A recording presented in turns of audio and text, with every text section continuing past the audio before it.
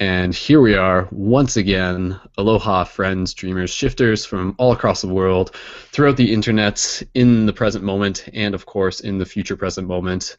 This is Brendan, and you're tuned in for another paradigm shift, team building, video, podcast, hangout thing that we do once a week to be able to touch base with you guys and give you some updates on how the Paradigm Shift Central project is continuing to unfold. So thank you so much for being here. And we got a full room here tonight of some awesome shifters from across the entire world. So let's all get you guys to unmute yourself, and we'll all collectively say hello to the beautiful people out there listening. So let's say hello to the internet. Hello, internets. Hello. Hey guys. Woo. Awesome. Hi. Hello. Cool, guys. Well, thank you so much for being here, you guys. And of course, for those of you who may not be entirely familiar with what Paradigm Shift Central is, I will just give you a super quick introduction, and then I'm going to give you some of the main updates in terms of what is happening with the Paradigm Shift Central project from 1 week ago to where we are now, which is currently January 28th.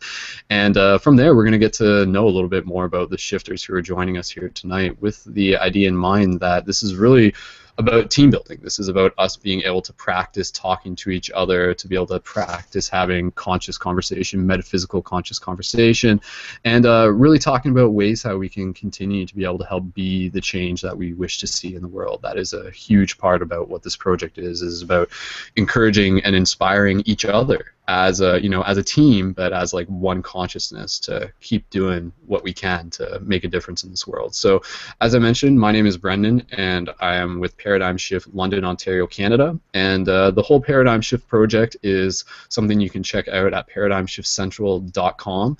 And basically, it's a project that began about in 2009, and it is a project that was created as a single club in my college with the intention of bringing people together so that we could practice having metaphysical conversations, kind of like what I explained earlier. So topics related to like lucid dreaming, consciousness, power of the power of the conscious mind, anything like that, quantum mechanics, Sasquatch, UFOs, all that funky stuff that we don't normally get a chance to talk about.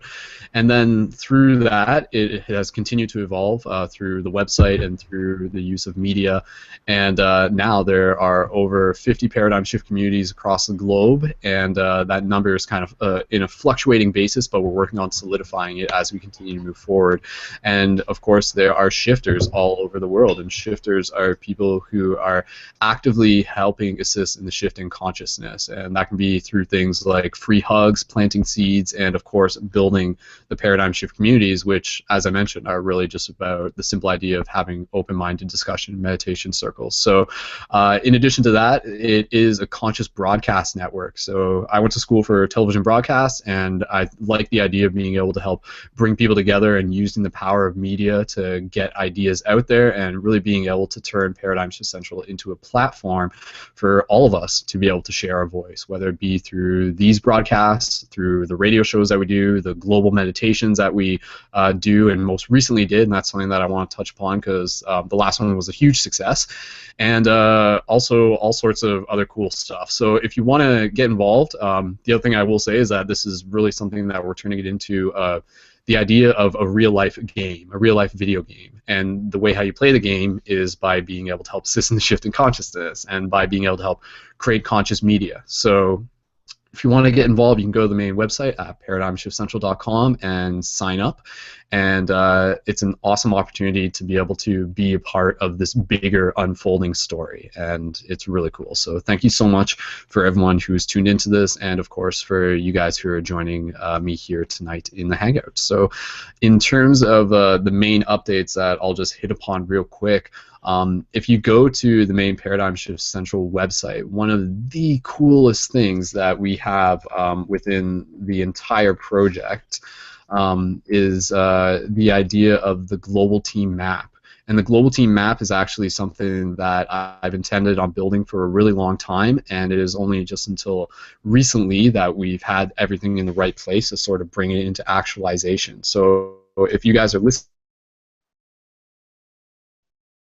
hangout.com/map, or just anywhere on the website, and you'll see the global team map button within your heads up display. And go and check that out. So for anybody who's in the Hangout right now, if you guys are able to, I would just encourage you to check that out, because that is a super awesome tool that we'll be able to use to visually see as data where each of us are. And hold on, I'm just making sure that my computer is still. And so that's something that I'll kind of delve into a little bit more later on within this broadcast, but it's got some really cool features where we can actually use search input to be able to find out where, like, within the website, it doesn't really have a search database quite in the same way, but now that I've like relayed all the data from the people who have signed up into the map, I can actually we can actually run searches within the map based on names, but also based on properties within people's profiles. So for example, in addition to seeing like where everyone is and being able to zoom in and seeing in clusters where people are, which is a super valuable thing. You know, you can see like there's like 11 people right now, like in one area, and there's like people near you, and it helps you guys connect. But related to the search engine, the super awesome thing is that we can run searches based on the inputs of their profiles. So within the profiles, related to the fact that it's very much associated to this idea of turning it into a real-life game, within the profiles, you guys will notice that when you sign up, there's questions related to your astrological signs, related to archetype patterns, related to your elements. And so what I can do is I can actually like run a search on everybody who has the element of water.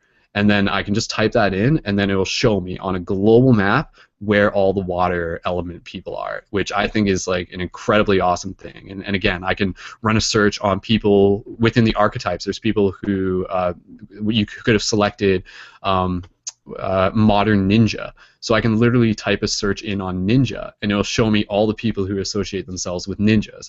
And I can also run a search really easily to see who has YouTubes, because within the map, you can go there and you can click on people, and you'll see it's got their profile linked back to the main website. It's got their shift missions accomplished, which is kind of an arbitrary thing. Again, their astrological sign, their primary elements, which is like earth, wind, fire, water, and did I miss one there? Earth, wind, fire, water. No, whatever. Okay, and the archetype patterns, again, which is things like cosmic healer, benevolent mage, lots of other cool stuff, and the skills and the gifts that each person has, as well as things they're interested in learning more about, and inspirational saying, and again, links to their Facebook page, links to their Instagrams, their Twitters, and their YouTubes, and also their emails. So through this, I can run a search and say, like, you know, like, where are all the people who have YouTubes? I can just type it in, and it shows me it right away, again, on this global map. So that is like a super exciting thing, and that's really kind of like most of the details. I said I was going to get into like most of it later, but that really is just kind of like what it is right now. And I'm still entering things in. Like, I have to enter things in manually, so there's about 50 people who I've entered in currently, but there's still about 100 more that I have to enter in.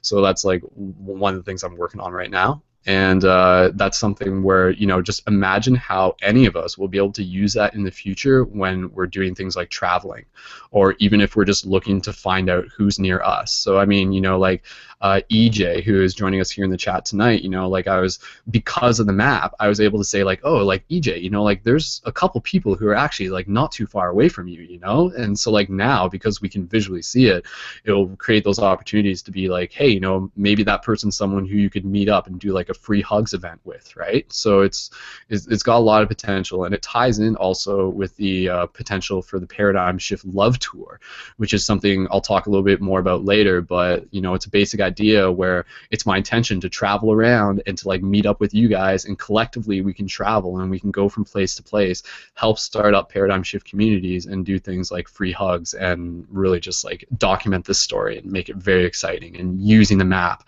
as like our way to know like where people are before we even get there. So I think I'll just let you guys unmute yourself. I'd love to hear your feedback and your thoughts on what you guys think of the map as it is right now.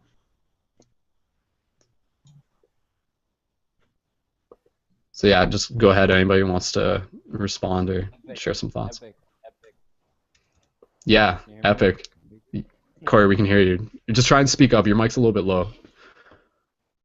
All right, one sec. No, it's not too bad actually, but yeah. Cool. No, that was beautiful, man. I feel that element of connectivity is the only thing that really matters in this time of change. Ultimately, connecting people on that same frequency and vibration, understanding that family is frequency. There's nothing outside of that. And as you go deeper on the quest, I mean, the more and more that becomes important because the more and more you need those connections to hold the frequency and to hold that shift because ultimately the deeper you go on that balance, you're walking a very tight bounce beam, and now you're going higher and higher along that skyscraper. So having that map, I feel like is a really interesting addition. I think it's something that obviously the world is a gigantic place, and Google is already filtering the search enough. So we need to obviously make sure that whenever we're connected to individuals that are of that space of holding that light frequency, to holding the higher vibrations, finding them needs to become as easy as possible. So we're a dime a dozen even in the time now where this awakening is heightening. So getting deeper on the process of really getting specific with the exact people that you're looking to connect with and the exact needs that those people have and the exact needs that you have and how you guys can be an assistance for each other. I mean, it's powerful, man. So Mhm. nice work, my friend. Yeah. Oh, thanks, man. Like, yeah, I'm really excited about it, and especially for myself, as like director of this project, it's really important for me to like know who's all involved and like who all the teammates are. So I really want to be able to use this map as something where like before I go to bed at night, or not even just then, but anytime during the day, I'll actually be able to study it. I'll literally be able to like click through each one and kind of like see who each person is. And again, like through the information within the profile setup, I can see like, oh, this person is interested in this, like I can learn a little bit about them. So like it's my intention to literally, there's 150 people signed up for the website right now, or 160 actually, and it's my intention to be able to like know each person by face and name, and to like know a little bit about them, and to be able to like get to meet them in real life, like down the road and everything. So yeah, like it's a really cool database for all of us to be able to again just like explore and connect, and yeah, it's only going to continue to evolve. So yeah, and just as a quick introduction for the people listening, Corey is a good buddy of ours who's in Ottawa, and he's like totally rocking it with like a conscious fitness center there, and basically like even a place like that is something that I want to be able to include onto the map. So it'll have the list of the shifters, but it will also have the list of the paradigm shift communities, as well as down the road including like specific points of interest. So I mean, like if people are in Ottawa, they'll be able to pull that up and they'll be able to see your place, and they'll be able to like check it out, and then that will be like linked into your profile and everything. So like yeah, like it's very epic potential, as you said. So And it's also important too to remember that the nature of the archetype of project that you're working on is exactly that. It's the nature of an archetype. It's a blueprint in the model of frequency and the higher vibrations. We're all downloading a similar blueprint and just manifesting in our own infinitely creative way. So the element of the lifestyle center up here in Ottawa is exactly that space of how do we create a conscious community that is far beyond the elements of just fitness or yoga or nutrition or all the elements and means in which one can go through their process of transformation. But most importantly, bringing that tribal mind together, and that's I think the key and utmost importance in cities because so many people are now starting these communities out in the forest, out away mhm, from the city. But there needs to be a transitional zone. There needs to be that tribal home for people to come through within the city as they look to transition out of the matriarchal, patriarchal system in which so many people are looking to get out. mhm. So, I mean, yeah, I fully, I mean, the whole project you're working on, I resonate so heavily because, of course, so many of these visions and blueprints is what has come through me and come through, much of our team up here. So, I mean, Mhm. anytime anyone's up in Ottawa, you know where to come. Totally. And again, people are just like, well, how do I quickly find like Corey and stuff like that? Like once I get Corey's information into the map, like you'll be able to find it super easily. Like literally, it'll just be like type in Corey or just zoom in on Ottawa, and it just really makes it a lot more accessible for us. So yeah, I'm really excited about that.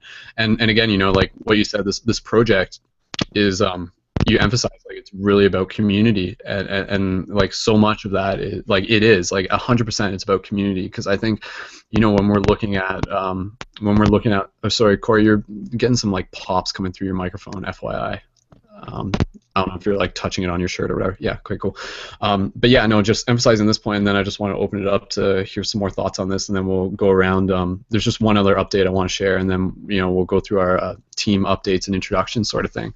But yeah, you're right. Like the community aspect is like what I feel is such a valuable thing within this day and age, because, you know, people, you'll hear about it on the radio, right? Like people are more connected than ever, yet they're still like disconnected in that sense. So we need that human connection. We need that tribe. We need that common ground where we can relate to people and feel like a sense of belonging in everything. So, you know, like Paradigm Shift is all about that, you know, like the Ottawa Lifestyle Center, like there's all these little hubs, and connecting it to like this global web is what is beginning to happen now more and more. So yeah, it's really cool, and again, just shout out to everybody who's involved with this project, because, you know, it's really again about like encouraging you to be like the extended branches of this bigger community, you know, like invite other people back into this project, and for them to have that sense of you know, collective momentum. And that's why like the Paradigm Shift communities are such like a cool thing, because like when other communities like like use, you know, like if almost like using the flag of Paradigm Shift or the banner of Paradigm Shift, it sort of continues to add the collective momentum to the whole team, really, you know, like and especially when it's getting started, you know, for someone who may be starting a Paradigm Shift community from scratch, it's a little bit easier for them, because they know that this model is something that they can follow a blueprint of. There's instructions, there's format, there's ways that will yield success that have continued to be proven.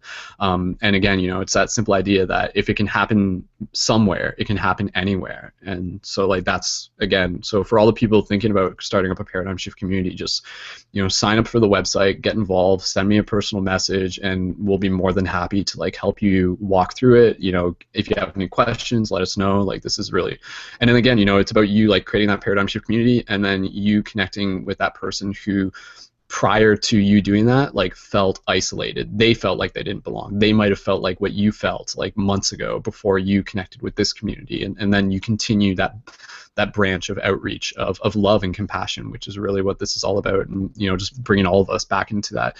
You know, it's I'll just say this last thing, but I really like the idea of this being like a you know, like a soul family reunion on a digital and global scale, and the idea that like a lot of us, this was like part of our agenda. This was part of our like spiritual agenda, to like scatter ourselves all across the world with the intention of finding each other again. And finding each other is like half the fun and stuff. And then when we do find each other, we resonate. You know, you'll meet someone, you'll be like, you know, like haven't I met you before? Like haven't, like are you sure we haven't known each other for years? And that's like a very common thing within this conscious community, when you're sort of like seeing it through that lens of perception. So yeah, I'm really excited about more people being able to experience that, to be able to say like, to have that eureka moment where they're just like, oh my God, like I found them, I found my tribe, I found my family, you know. And then for them, it really just brings a whole new level of excitement. There's a lot of people through the Paradigm Shift communities that like once they got involved, be it digitally or be it with the physical communities, where it literally was like a new chapter for them. And because, you know, it gave them a sense of routine, it gave them something to look forward to. It gave them those new friend connections that happen beyond the meetings and everything like that. So, and it gave them an opportunity for them to see more of themselves. And a lot of that comes through like the support and the encouragement of one another as a community. So, you know, honoring each other and seeing each other for our unique gifts. So I really like that. Cool. Again, I'll just open up the microphone. Does anybody else like have any thoughts, comments on anything related to the global map, or just anything related to what we were talking about there? If not, that's totally cool. Cool. Awesome. Okay. The other thing I was just going to mention, and then from there we'll just go into updates and get some introductions from you guys, is that the other thing that is now active on the website is our collective timeline, our collective story timeline. So again, if you go to live.paradigmshiftcentral.com/timeline, again, you'll see the button in your heads up display, and I'll post a link in the chat so you guys can see it there and check it out. If you haven't yet, this is a very cool feature using like a third-party website that we're able to embed that includes everything coming through the central news, the quest journals, and the conscious articles into one place. And I've set it up in a way where it's like color-coded, but it lays it out in a succinct pattern where it literally shows each of our entries as one succinct thing, and it's just a very cool visual tool to sort of go and look back in a very easy and accessible way as to like what has happened. So like right now I'm just looking at it, and I'll just switch over to screen share. Obviously for people who are just listening to this in audio, that's totally fine, but for people who are just in the chat, you guys can see. So again, you know, like it's in 2D form and in 3D form, and again you'll see it color coded. So red is relative to central updates, silver or gray, I prefer to think of it as silver, is relative to our quest journals, and the gold is relative to our conscious articles. So again, you know, the quest journals are something you know, what Paradigm Shift Central is set up for. It's a place for you guys to practice creating your quest journals, and your quest journals are an opportunity for you guys to reflect, and they can really be whatever you choose to make of them. Somebody asked me this yesterday. They're just like, oh, you know, like I know the theme's supposed to be related to like inspiration, but I want to talk about some of my challenges. Is that okay? And I was like, you know what, like absolutely, because our challenges are still inspirational. And I think like it's because they are still a part of our story, and when we can really honor every part of our story, it really brings more value to the idea that understanding that our stories are meaningful to other people who may be going through their own challenges, especially when, you know, through like our own abilities to like continue to move through them with perseverance and everything. One quest journal may be like, you know, like, hey, I'm having a hard time right now, but I'm working through it, and like I just want to be able to process it, and writing it as part of like my own you know, like meditation or like even therapy, if you want to use that word. And then, you know, maybe by the next quest journal, they might be able to say like, wow, you know, like now I'm in a different place. But again, so each part of those quest journals is still an important part of the story. So for anybody who's like kind of going through like any of the things that they recognize as challenges, just being able to honor our story is such a huge, valuable thing, and something I've been reflecting on within the last little while, because again, you know, our ability to like have courage within our own story is something that will be very meaningful for someone else when they see that story and they can relate to it, and even in the ability for us to be able to perhaps relay a lesson we learned that enables someone to avoid having to repeat the same lesson. So like as a collective, you know, you can create a quest journal where it's just like, you know, this is what I did, this is what I learned, and then you sort of enter that into this collective story, and if someone else picks that up, it might sort of prevent them from having to repeat that same pattern simply because they were sort of open to observing what it was that somebody else experienced and learned. So again, the quest journals are a huge part of what this website is about, and they're about practicing creating conscious media, whether they be video, whether they be poetry, whether they just be freestyle writing in any form. And then, you know, the central news, that's where you get your broadcasts, that's where you get your team hangouts, Paradigm Shift Radio, global meditations, updates, things like that. And then the gold ones, you know, they're kind of gold because, you know, we often associate gold with like, you know, sort of like that higher value sort of thing.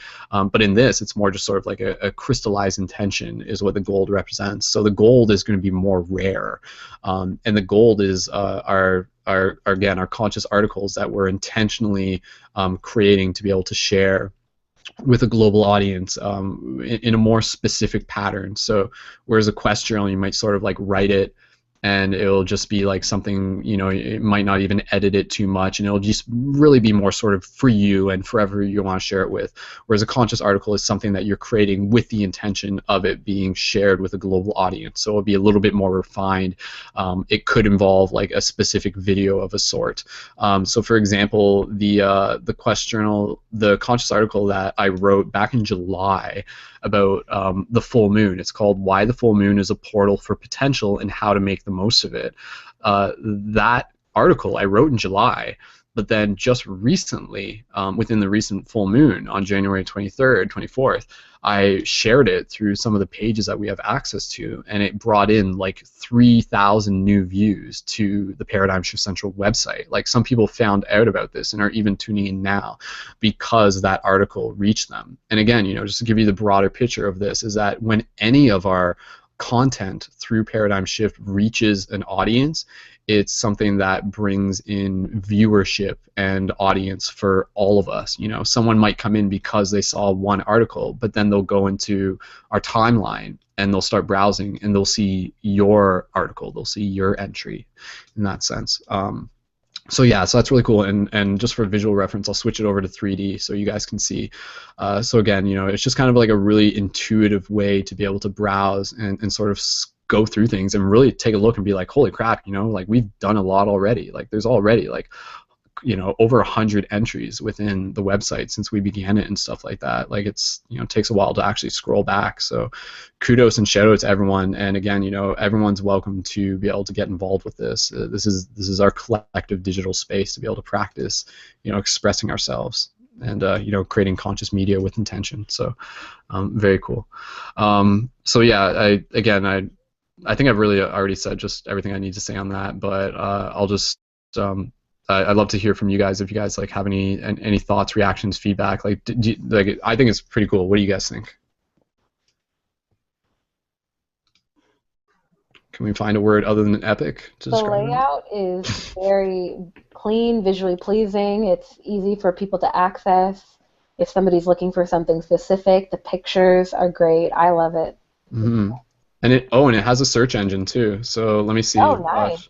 Run a search on moon. Yeah, check this out. So everything that has moon, I'll just switch over to screen share again real quick. I mean, again, for the people who are just listening, you can visually see, but you run a search on things, and everything that's like not what you're searching for is sort of like transparent.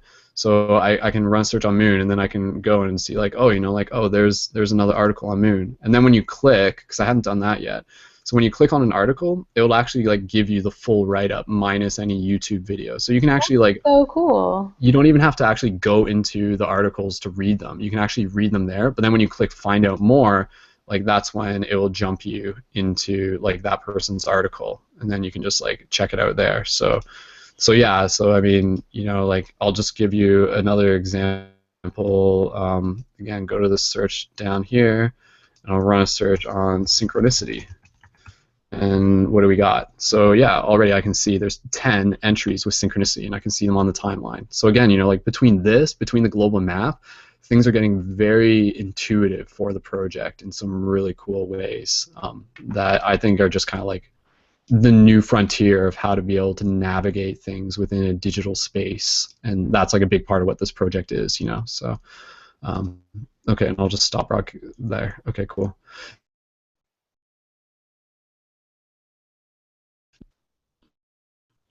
Cool. Yeah. Any other thoughts on that? Cool. Okay. All right. So in terms of the updates, yeah, the global map, that's a big thing, and I'm still entering stuff for it. And again, if people want in the map, just sign up for the website, and you can go to About Begin New Journey to be able to sign up, and you'll get entered into the map in that way.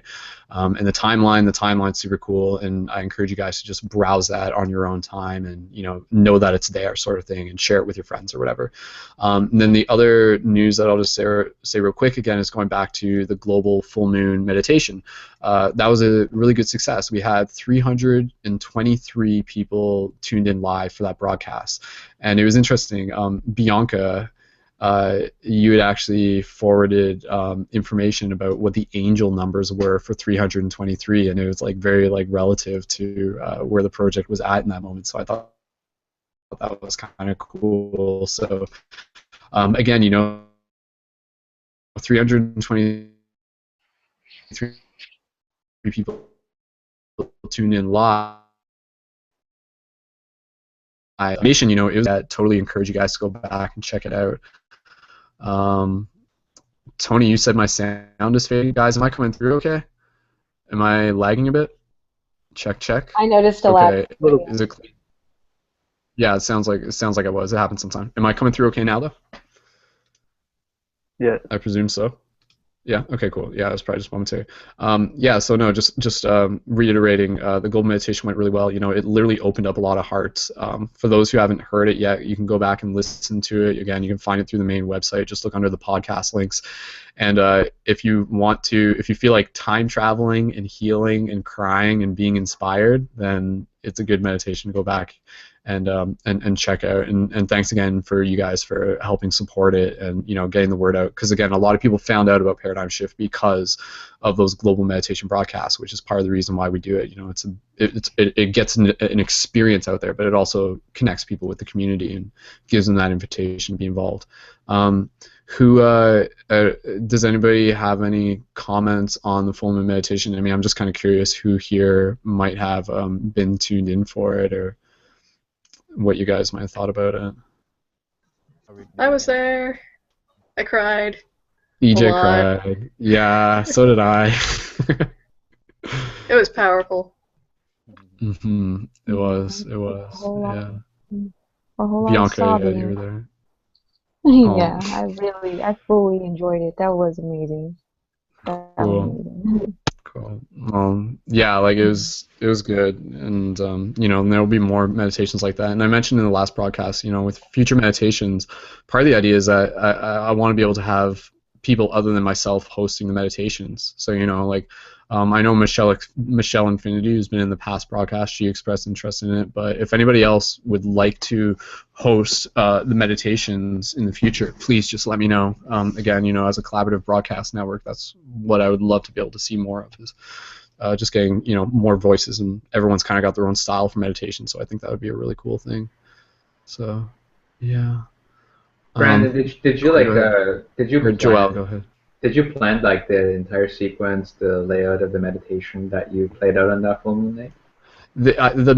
It was planned out in like point form notes, but in terms of like a lot of it was very intuitive as well. But yeah, there's sort of like main points, and I don't want to spoil it for people who haven't listened to it, but like it was just like start off in the forest, go to the cliff, do this, and then come back to that. And so there's really only like 6 main points that I sort of like had as ideas, and then a lot of the rest of it, in terms of the dialogue and stuff, was very intuitive. So, cool. Well, it was very transient, so I just want to congratulate you on your delivery. Thanks, man. Yeah, I was really in the zone for that one.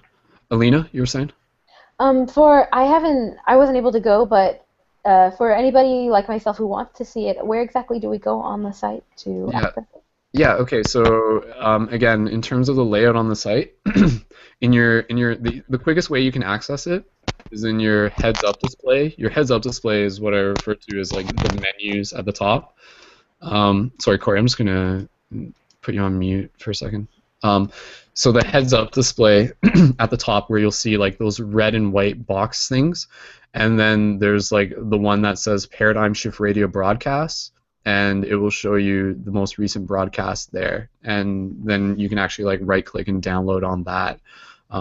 Or if you click on it through Central News, that will take you to the main link, and then you can also download it through there. So one's just a specific feed for the RSS of the like MP3s. Does that, Alina, do you see that, or does that? Yeah, no, I do see it. Thank you very much. I suck sometimes with it. No, thanks for asking though, because I just it's important to just make sure that people are able to navigate and everything. So okay, cool. Cool. Okay. Any other comments on the meditation? Again, I just want to be able to get into some of the other stuff. Okay, cool. The other thing that I want to be able to mention, and I will just mention this now actually, and then just so we don't have to go back to it later, but moving forward with the Paradigm Shift Central project, a big part of it is relative to the crowdfunding, to be able to, the team fundraising to be able to support the project. And that's equally as an important part of the challenge of making the media and just like building the paradigm shift communities and everything else. It's equally important, just in its ability to be able to like help sustain the project through like website costs, through all the different features, and also to be able to support my personal time that goes into it so that I can continue to do it in that sense. And it's interesting because I just want to be able to give you guys a little bit of transparency and a little bit of behind the scenes in terms of like how this team fundraising journey has sort of been going. And it's been a real interesting study for me because I've really been using it. You know, a lot of it has been really studying the psychology of people as well, in terms of like at what point are they willing to donate, or at what point does like do they sort of feel ready to invest in a project and everything. And within the global meditation, for those of you guys who listen to the global meditation, you know that there was like a moment in the global meditation at the beginning where I literally, I just want to give a shout out. Hey, Rosaline. Hello. Hey, surprised to see you here.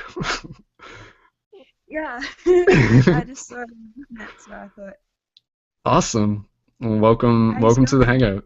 Good, good. We're totally just gonna get into like group Hangout like introductions and stuff in a minute. I was just kind of talking back on the meditation that we were doing as well, the global full moon meditation. So cool. But yeah, no, I just wanted to say welcome to the Hangout. It's good to see you again. So cool. Okay.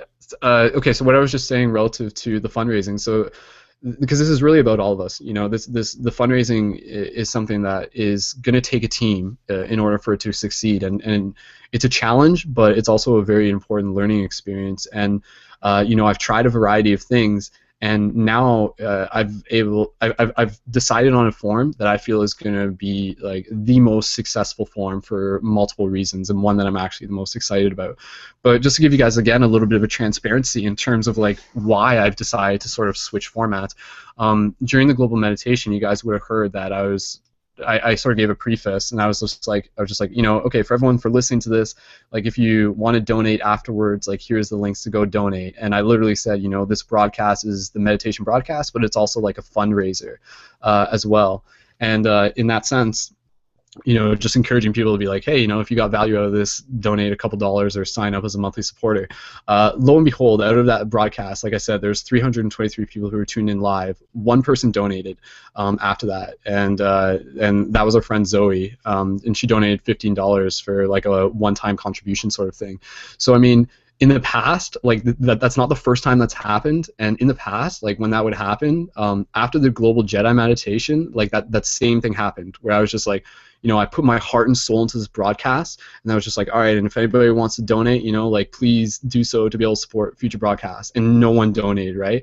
And it crushed me, like in a way, I was just like, you know, I was just like, oh, like why, you know, like this is hard, like universe, what are you doing here, you know, like how am I supposed to be able to continue like this? And it was just like really just put me into this place of like doubt and fear, and I was just like, how, you know, like what am I supposed to do here, right? So again, and then it happened with the full moon meditation that we just did, but this time my reaction was completely different. This time I was actually just kind of like smiling about it, because I actually saw it as like the universe kind of throwing this test at me again, where it was more so about my personal reaction, and it was just like, are you going to get upset about it again, or are you going to see this as an important part of your ongoing story, and it's not happening to you, but it's happening for you?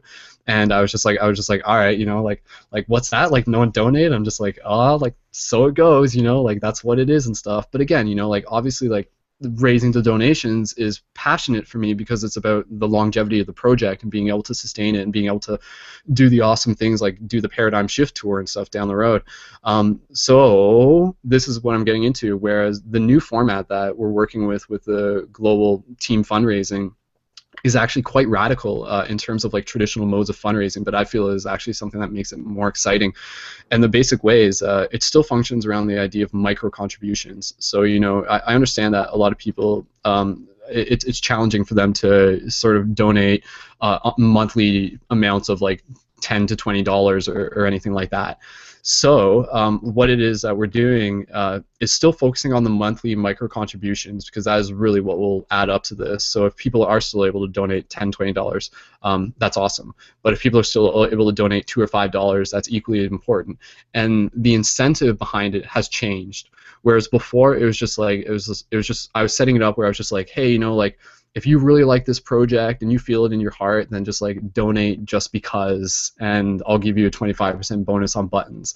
Now what I'm doing is I'm literally setting up with this concept of free shift buttons, and this is like what we're doing is that if somebody donates literally $2, $5, $10, $20 a month, if they commit to being a monthly donator, then what we're going to do is we're going to send them as many shift buttons as they want within reason upon their initial donation.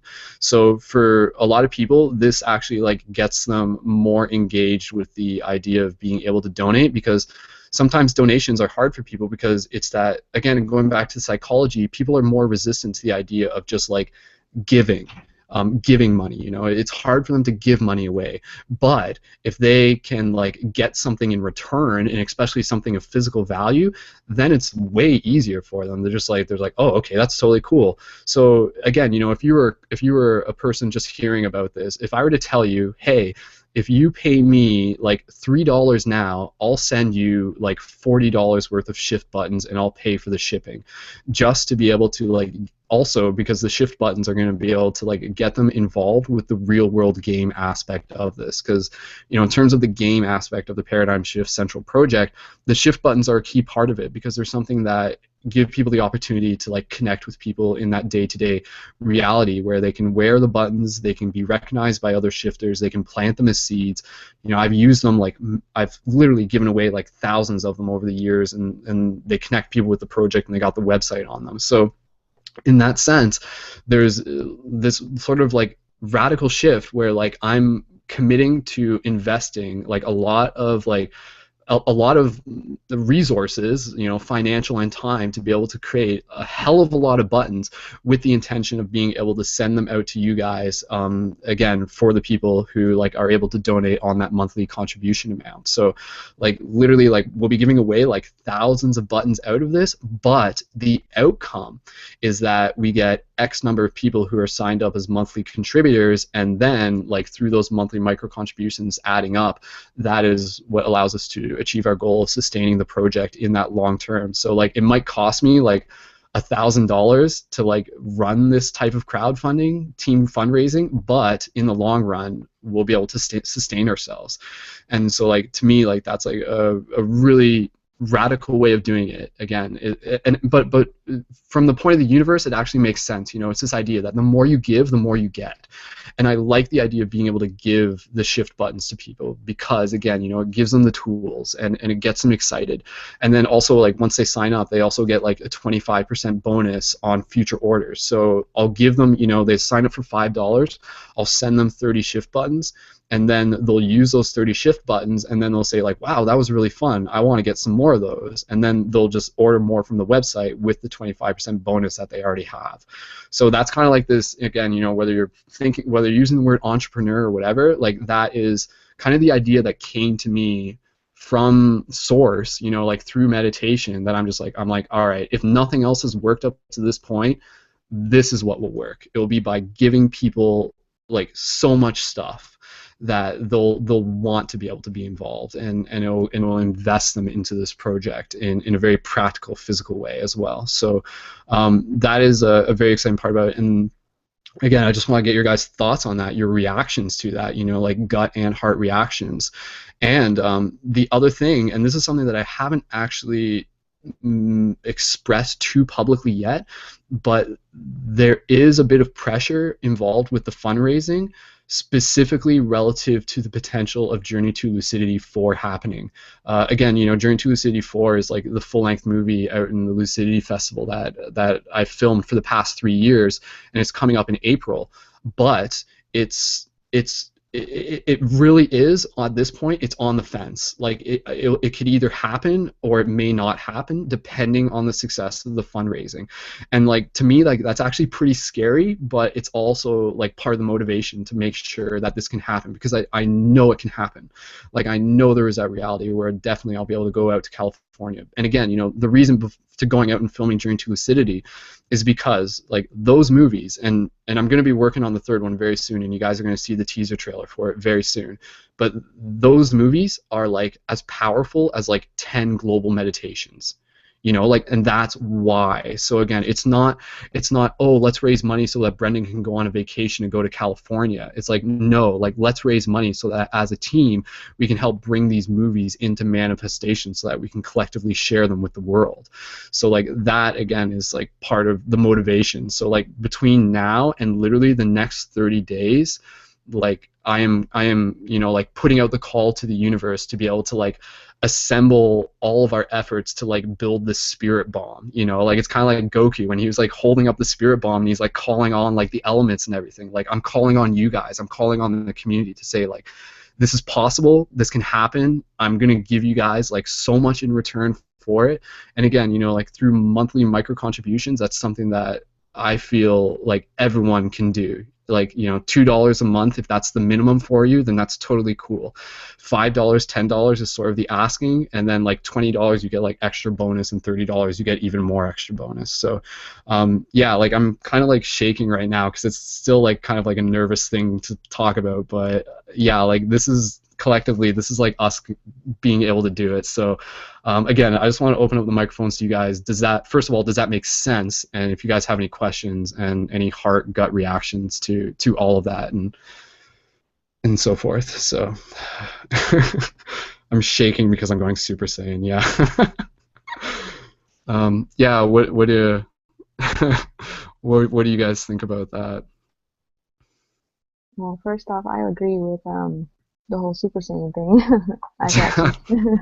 I could feel your energy. It's like, wow, so intense. But I agree with everything you said, and yeah, I'm gonna do my best because you inspire me. I'm gonna do my best to help out and get this movement going on my end here in town and stuff. So you really inspire me. So thank you. And yeah. Cool, cool. And yeah, and Bianca, you're already synced up as a member and stuff too, so I'll definitely be getting you your shift buttons and stuff. And again, just let me know how many you want me to send you, and I'll get them to you as well. So All right. Thank you. thank you. So, cool. Anybody else have any thoughts and comments on that? And again, thank you guys so much for listening. I really appreciate you taking the time. Yeah, Kate's Brandon, giving the thumbs up. I want to give you feedback on just Joel, go for it. the leap of faith that you took of putting yourself out there. You know, these are the kinds of physical actions that ultimately call on the universe to give us something physical to work with in the world, right? And it's like one little leap is going to turn into a bigger step, and so I applaud you for doing that because as I see it, that's exactly how we see manifestations. We have to put ourselves out there and conceive an idea for sure, but then we need to take an actual action. And how we know that this is actually going to be fruitful, because it is going to feel scary. It is going to be putting us outside of our comfort zone, and that's just how the universe works. Is we have to give in order to show our level of seriousness that we are going to have faith that the universe is going to meet us that halfway, and it's going to provide and deliver. So I just want to highlight that aspect because that is, I think, probably one of the biggest barriers that keeps people from moving forward with their dreams, from acting on their ideas, is that, well, I don't know how I'm going to do it. I don't know where I'm going to do it. I don't have the money for it. And they're always thinking about the lack motive, but they're never thinking about, well, what's your heart actually telling you? What do you want to do right now? Well, I really want to go and draw like this idea or like pitch this to so and so. It's like, cool, just do that and don't worry about the rest. So that process, I want to honor that process that you spoke to, because I think that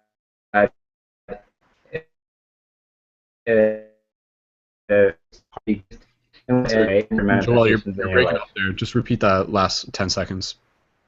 Yeah, so I just wanted to encourage like everyone who listens to this to act on that in whatever way you can, so that you can see greater contributions in your life and greater manifestations in your life. But activating that process of giving, being of service, and just listening, doing what your heart wants you to do, rather than worrying about the how and the lack. Mm-hmm. Yeah, and totally, like if other people can get like inspiration from like this story, our story, then like that's cool, like let's like I look forward to the idea of like literally in 3-4 months from now for us to be able to look back and be like, wow, like we are a community that has self-funded itself. Like that is a rare thing in this day and age, but again, it's through our those collective drops, like one drop is enough, one drop at a time is enough to fill a cup. And right now, like that's our goal. Like we're filling our cup one drop at a time, and each person is adding their own drop. So yeah, like so again, like, and I will say like call to action, like for everybody, like if you've listened to the global meditations, if you're hearing this and you've heard me ask for donations before, like now is a very very appropriate time to be able to like press that button and to contribute what you can. And again, if it's $2, like that's totally cool. Like it all adds up, and even just like that action is kind of like a vote for the universe sort of thing, so in that sense. And the direct links, I'll just tell you guys, go to paradigmshiftcentral.com/free buttons. So like that's the link where you can go to, and I'll post a link for that in the info for this video, and also to you guys directly in the live chat as well. So I mean, like like literally by the end of this chat, we could already like see an increase in where we're at right now with our funding. And in terms of where it's at, let me just double check, because we're at like 16 Patreons and clocking in, the page is just loading. Last I checked, it was 17 Patreons. Wow, so somebody else donated. Oh, that's so cool. Okay, 17 Patreons, I'll tell you what's really cool. 17 Patreons, and we're getting in 149.96 right now. Emphasis on the 96. So, like, 149 is one thing, but the fact that, like, I just, like, intuitively, like, we're in this moment. This is the universe sort of talking to us live in this moment of synchronicity. You guys always hear me talking about, many of you heard me talking about how 96 is like my resonating number. Like that is like the number that I see when the universe is like sending me a message to say like you're on the right track, like this is happening, or like thumbs up or whatever. So for me to see this now and for me to see 96 after just like spilling my guts out, to me, like that gives me hope. Like that says that like yes, this is possible. And again, that future reality where we've already achieved this exists. It's just a matter of collectively aligning with that. But it takes a team to collectively align with that. So shout out to whether it was one of you guys in the chat, I don't know. Oh, okay, actually, shout out to Brianna. Shout out to Brianna. She was actually the most recent person to contribute. So Brianna put us into the 9-6. So that's very appropriate. And again, like her heart's been in this project for years now. And again, like what do you guys get out of contributing to this? Like an ongoing global platform, regular events, a voice for you guys, an opportunity for you guys to share your voice, and again, like the future of what it is that we're working towards, and it's really about the future generations and like the ongoing media that we're producing in this awesome story. And there's more stuff, but it's just slipping my mind right now. But again, it's also going to be a collaborative where I want to be able to like invite all of us to say like how do we want to use these funds. So as it accumulates over time, we'll notice it begin to like swell, and then in a year from now, like we'll actually have like a good couple like thousands of dollars to play with. And maybe like part of the idea is literally we can use some of that money to like on Facebook promotion. And like that is like, some people might think that idea is crazy, but I think that's exactly why we're doing that. Facebook has this boost feature where it delivers things to a content, to people, to an audience. If our goal is really about getting a message out there, then we can create like some dope ass video and then spend like literally like $100 on ads, and that video will get seen by like 200,000 people. And like that is worth it. Like that to me is worth it. Like that is exactly why we're doing it. We're not sending it to 200,000 people to get 200,000 likes. We're doing it so that we like touch their spirit, so that we plant those seeds, and so that we can continue to inspire them. Like the media is like, it is our tool. Like the media is our, like our like it's our instrument for changing the world, and it's one of the instruments for changing the world in some very cool ways. So yeah, again, I just want to open the mic. Thoughts or feedback from any of you guys in the moments. I'd be curious. Corey, you're muted right now, but yeah, I was going to say I'd love to hear your thoughts because I know you're on the entrepreneur path as well, and you got some experience in this as well. So Yeah, brother. Well, I mean, the beautiful part about the money journey and the matrix journey, especially when it comes to money or current or currency, is that process cannot be resisted. And there's so many individuals in the space of consciousness, in the space of the awakening, that resist the elements of money. They resist the concepts of that in which is keeping the matrix supported. And so, if we're going to be individuals leading the show, leading individuals out of the process, well, then we need to make sure that people see us as leaders even within the matrix.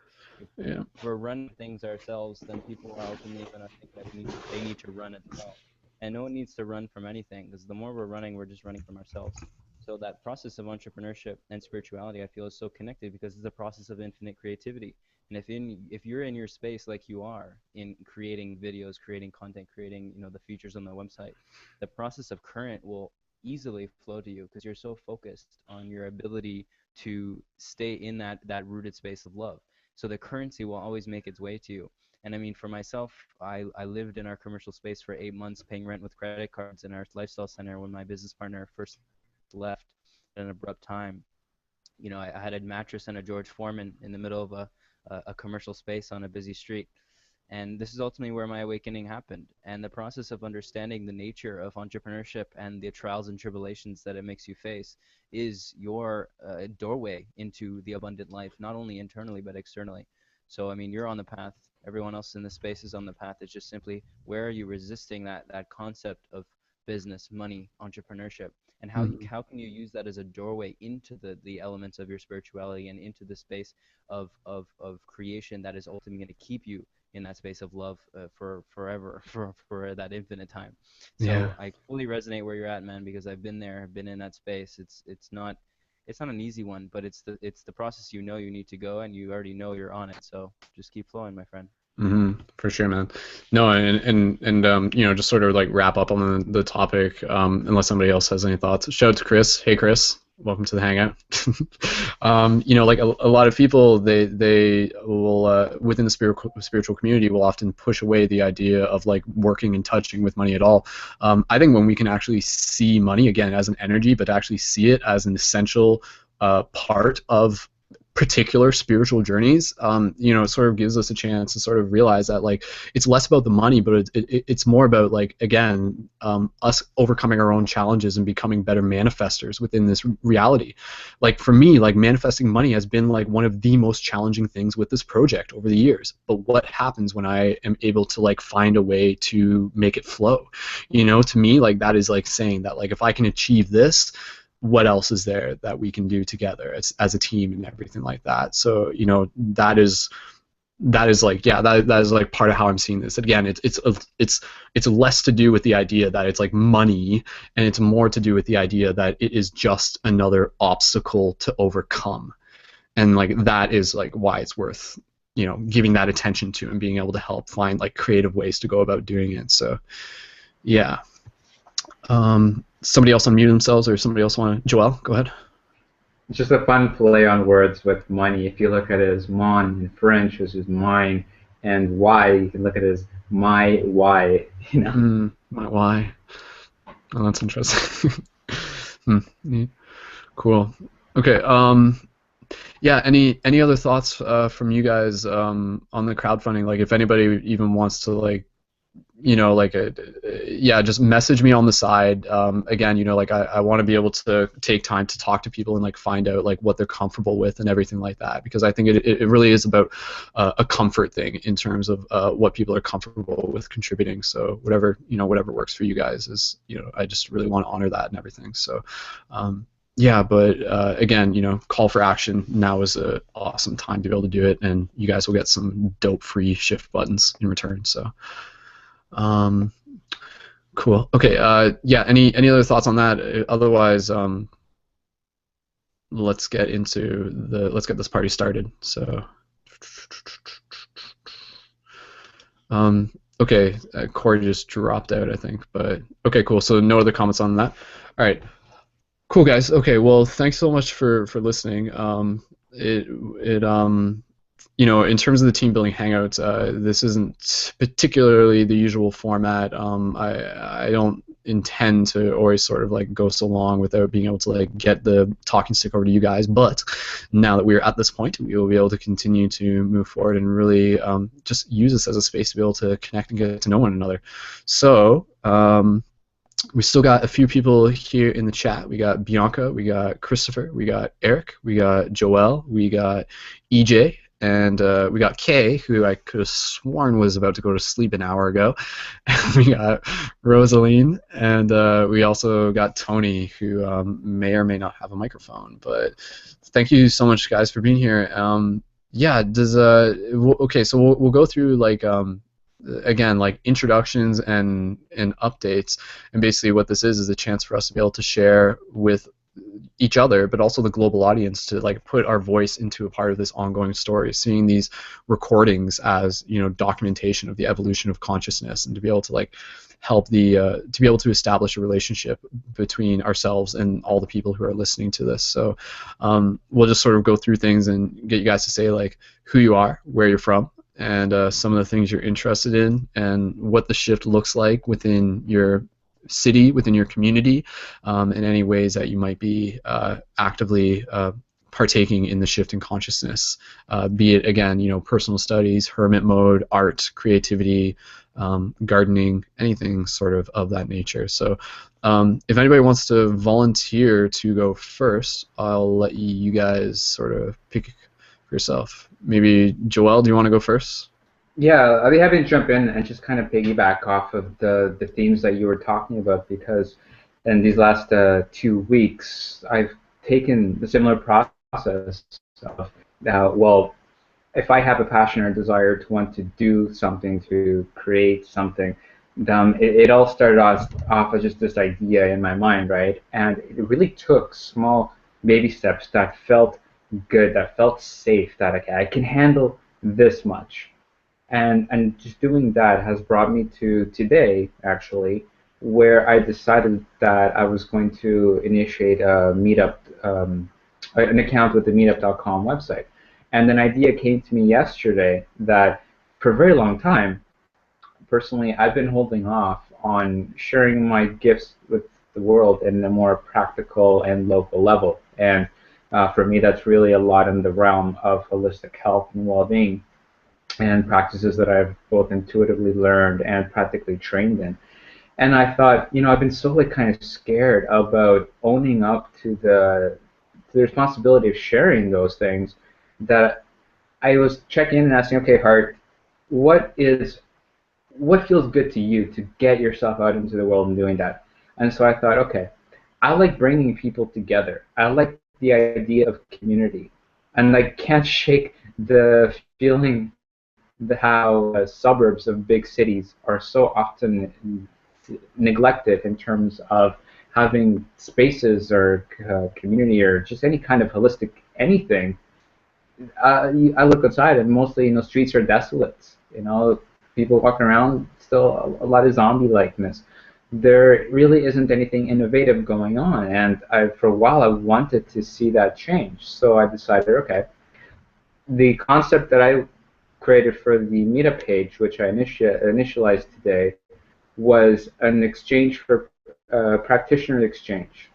So the idea being that anyone who is a holistic practitioner of any kind, whatever your modality may be, as long as it's in the realm of holistic wellness, whether you're an emerging practitioner wanting to get more practice in, or whether you're more seasoned, or whether you're just a person who's looking for a little bit of some kind of help, but maybe you don't have insurance for coverage, or you want to look for something outside of mainstream medical establishment, my idea is to create the space where practitioners can come and trade their services with each other, or offer their services for people who come into the space, into the meetup, that are themselves not a practitioner, but simply looking for help in some way.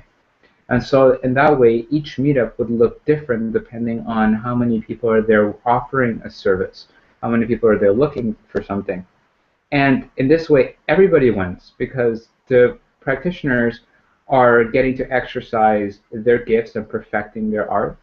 the people on and being able to be of service, whether that is freely given, done by donation, or just a small or kind of barter.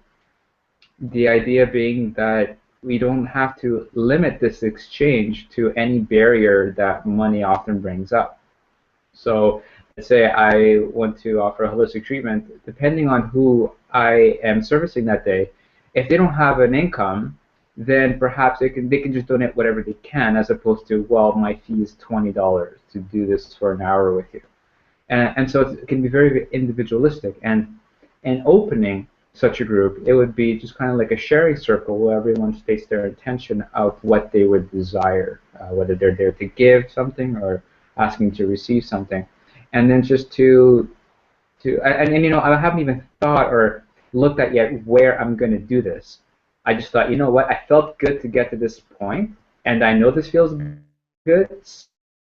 I know the people will come, space will come, and whatever doesn't come, you know what, that'll just challenge me and put me on the spot enough to, you know, to answer that question that the universe asks. Are you serious? Do you really want to do this? You know, is your heart in it? And so looking at any of those potential challenges not as a reason not to do this because I don't have an answer for how it's going to happen, but rather as I'm going to do this because this is what I see right now, and when I do this step, I know the next one will unveil itself. So step one today was the Meetup account, creating a description for it, creating a little bit of reality into what started as an idea in my mind. So that's something I personally have created, and now I'm just going to you know, water that and let it grow and see what happens. So that's you know, I think speaking to the idea that we were talking about earlier about just taking a leap of faith, being a little bit outside of our comfort zones, and trusting that a passion that is really rooted in our hearts will come to fruition if we take some real world steps to make it happen, regardless of what seems like might be impossibilities or doubts or, well, I don't know how to do that. So that's what I wanted to share today. That's awesome, man. That's really cool. That's really cool. Yeah, no, I like what you said there. You know, the idea of like, are you serious? Like, do you have your heart in it? Like, that's like totally something for any of us as artists and as individuals to definitely like ask ourselves when it comes to like doing the things that we love. Because you're right, like doing the things that we love will often bring up some of the most like challenging obstacles. But that's just like the universe, like really making sure. Because if we don't love it, if we don't have a heart in it, we'll be quick to walk away. And then we knew it wasn't for us, and maybe we'll go find something else. So that's like actually part of our path, and we can honor that and stuff. You know, sometimes we think we want something, but it's not until we like get closer to it we're just like, actually, you know what, I changed my mind, which is totally cool. So I mean, like I like your approach to that as well. And again, you know, a lot of it with like trust and stuff. And you know, even. I always say when it comes to like the free hugs, the paradigm shift meetings or whatever, like even if you like do something and like one other person comes out or you give out like one hug, that makes a difference, you know, because that can mean something to that person, and it is a part of their reality, it is a part of their experience. Like that's another thing to really think about. It's that how do we play a role within other people's experiences, you know. We sometimes forget about that. We think it's all about like our path, but part of our path is to be involved with other people's paths simply by like being in the right place at the right time, or what you're doing, helping create that space where, you know, the meetup can occur in the first place. So that's really cool to hear that you're going forward with that, Joel. Yeah, I think the key element there is to always be willing to be of service. And also, as much as it is about doing something, you know, for the world, I would say that equally it's also about doing something for us, because that going through that process, let's say we realize, oh, this is not so much my thing anymore. Well, that's just part of the refining of crafting our project, you know, our heart's desire, into a more honest version of what we really are here to offer. So it can be a process of elimination, it can be a process of refining.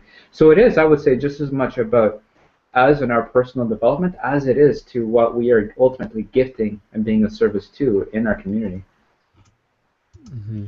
Cool. I know you didn't mention it right off the top within that introduction, but do you want to just let people know where you're located? Shit. Yeah. Okay. I thought I muted myself. Yeah, I'm in Toronto, in the city of Brampton, which is in the suburbs. Yeah. It's actually kind of cool because we actually have like a couple. You mentioned we have like quite a few Ontario people within our Hangout. So Yeah. hi, Chris. So that's pretty cool. Kay's actually in Toronto as well. So cool.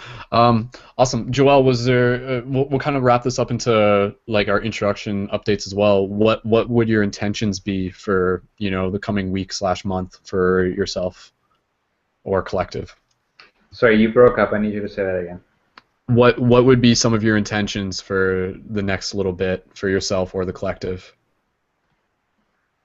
So with respects to what I shared, it's going to be to spread the word that I'm actually, creating this, and then be on the lookout for a space where I can actually house this, and ultimately create an actual meetup event. And if nobody shows up, that's okay, because something that someone I admire who has his own group that he operates regularly said was when he started that he said, if nobody shows up, that's fine. I'm still going to show up. And he continued to do that, and it's a group that has flourished. So that to me were very inspiring. It was a very inspiring example, because the first thing to do is you just got to show up for yourself, and then the universe will show up for you. That's what I'm going to trust.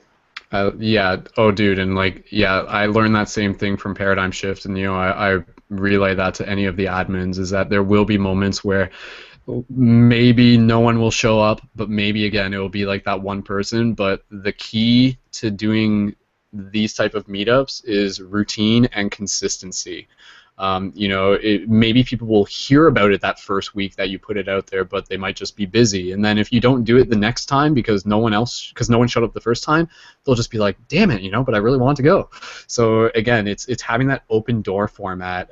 If you build it, they will come. And Paradigm Shift London, like it really fluctuates with the moons, with the seasons. Like there are times where like we'll have meetings with 30 people, and then we'll have meetings where there's like 5 people. But I enjoy both of them equally as much. In some cases, I actually enjoy the smaller meetings more because they just allow that like a little bit more like intimacy and everything like that. So yeah, it's not again, success and popularity are two very different things. Like, what would you rather have? Like a meeting where 30 people are yelling at each other, or like 5 people who really get deep and really peel back some of those layers?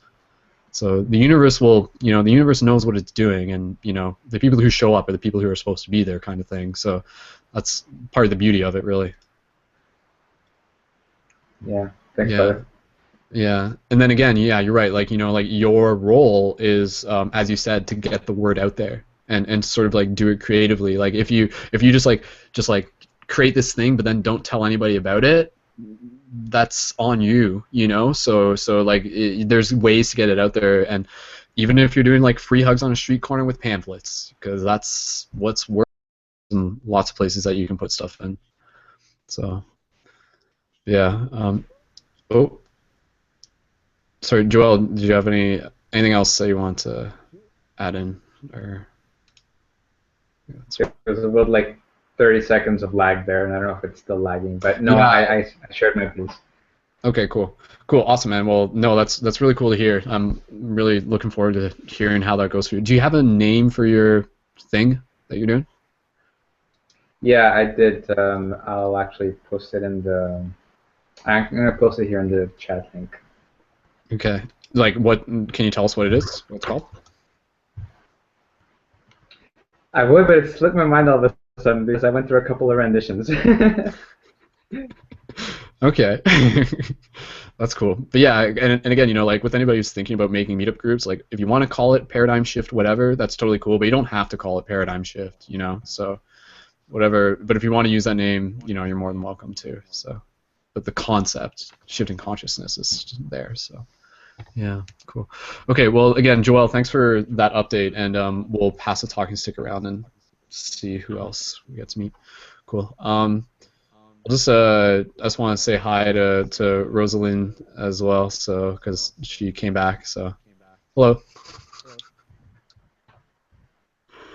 Do you want to just check your mic? Because like I can hear feedback from your end, but I'm not hearing you right now. Oh, okay. Now try again. Can you hear me now? Now I can. Yep. Cool. Okay, cool. I might go next. I'll just turn the computer on because I'm trying to use it on the phone. So. Yeah, this does work. Hold on, I'm just gonna mute you just while I'm talking just for a second because of feedback. But I was gonna say we can pass the talking stick off to you, and if you'd like to introduce yourself next, and assuming you're cool with that, yeah, thumbs up. What we're doing again, just to reiterate, first of all, Rosaline, she's been around the paradigm shift community, going back for 3 or 4 years now, and it's really cool to see her dropping in today. It's a pleasant surprise actually, and she. Last I checked, she was in Australia.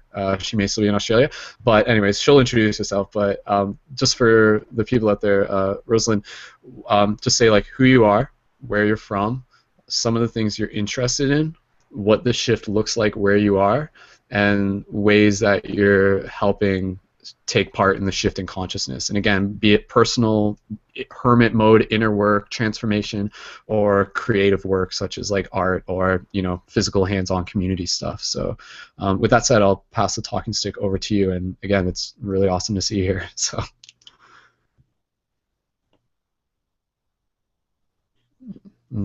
Just hold on. You're just gonna need to unmute yourself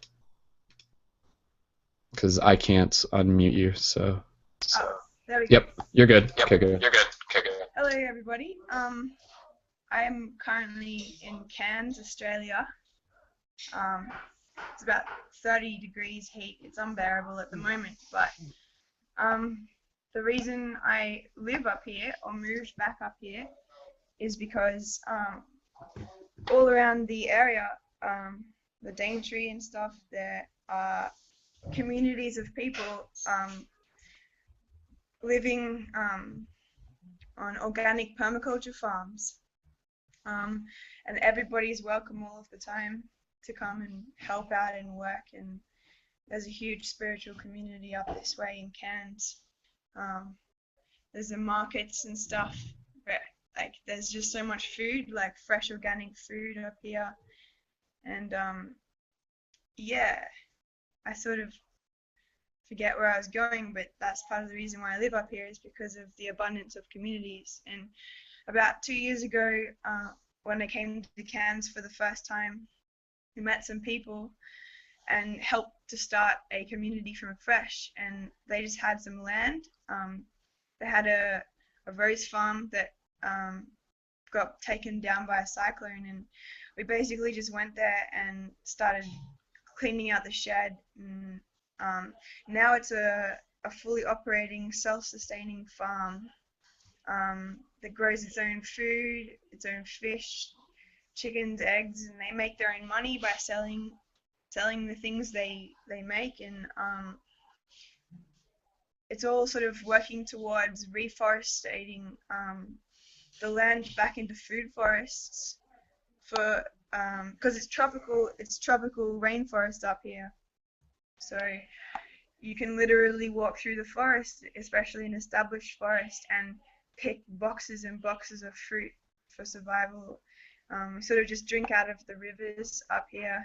So it's clean, fresh water from the forest. And basically, I feel like the consciousness movement is all about health up this way.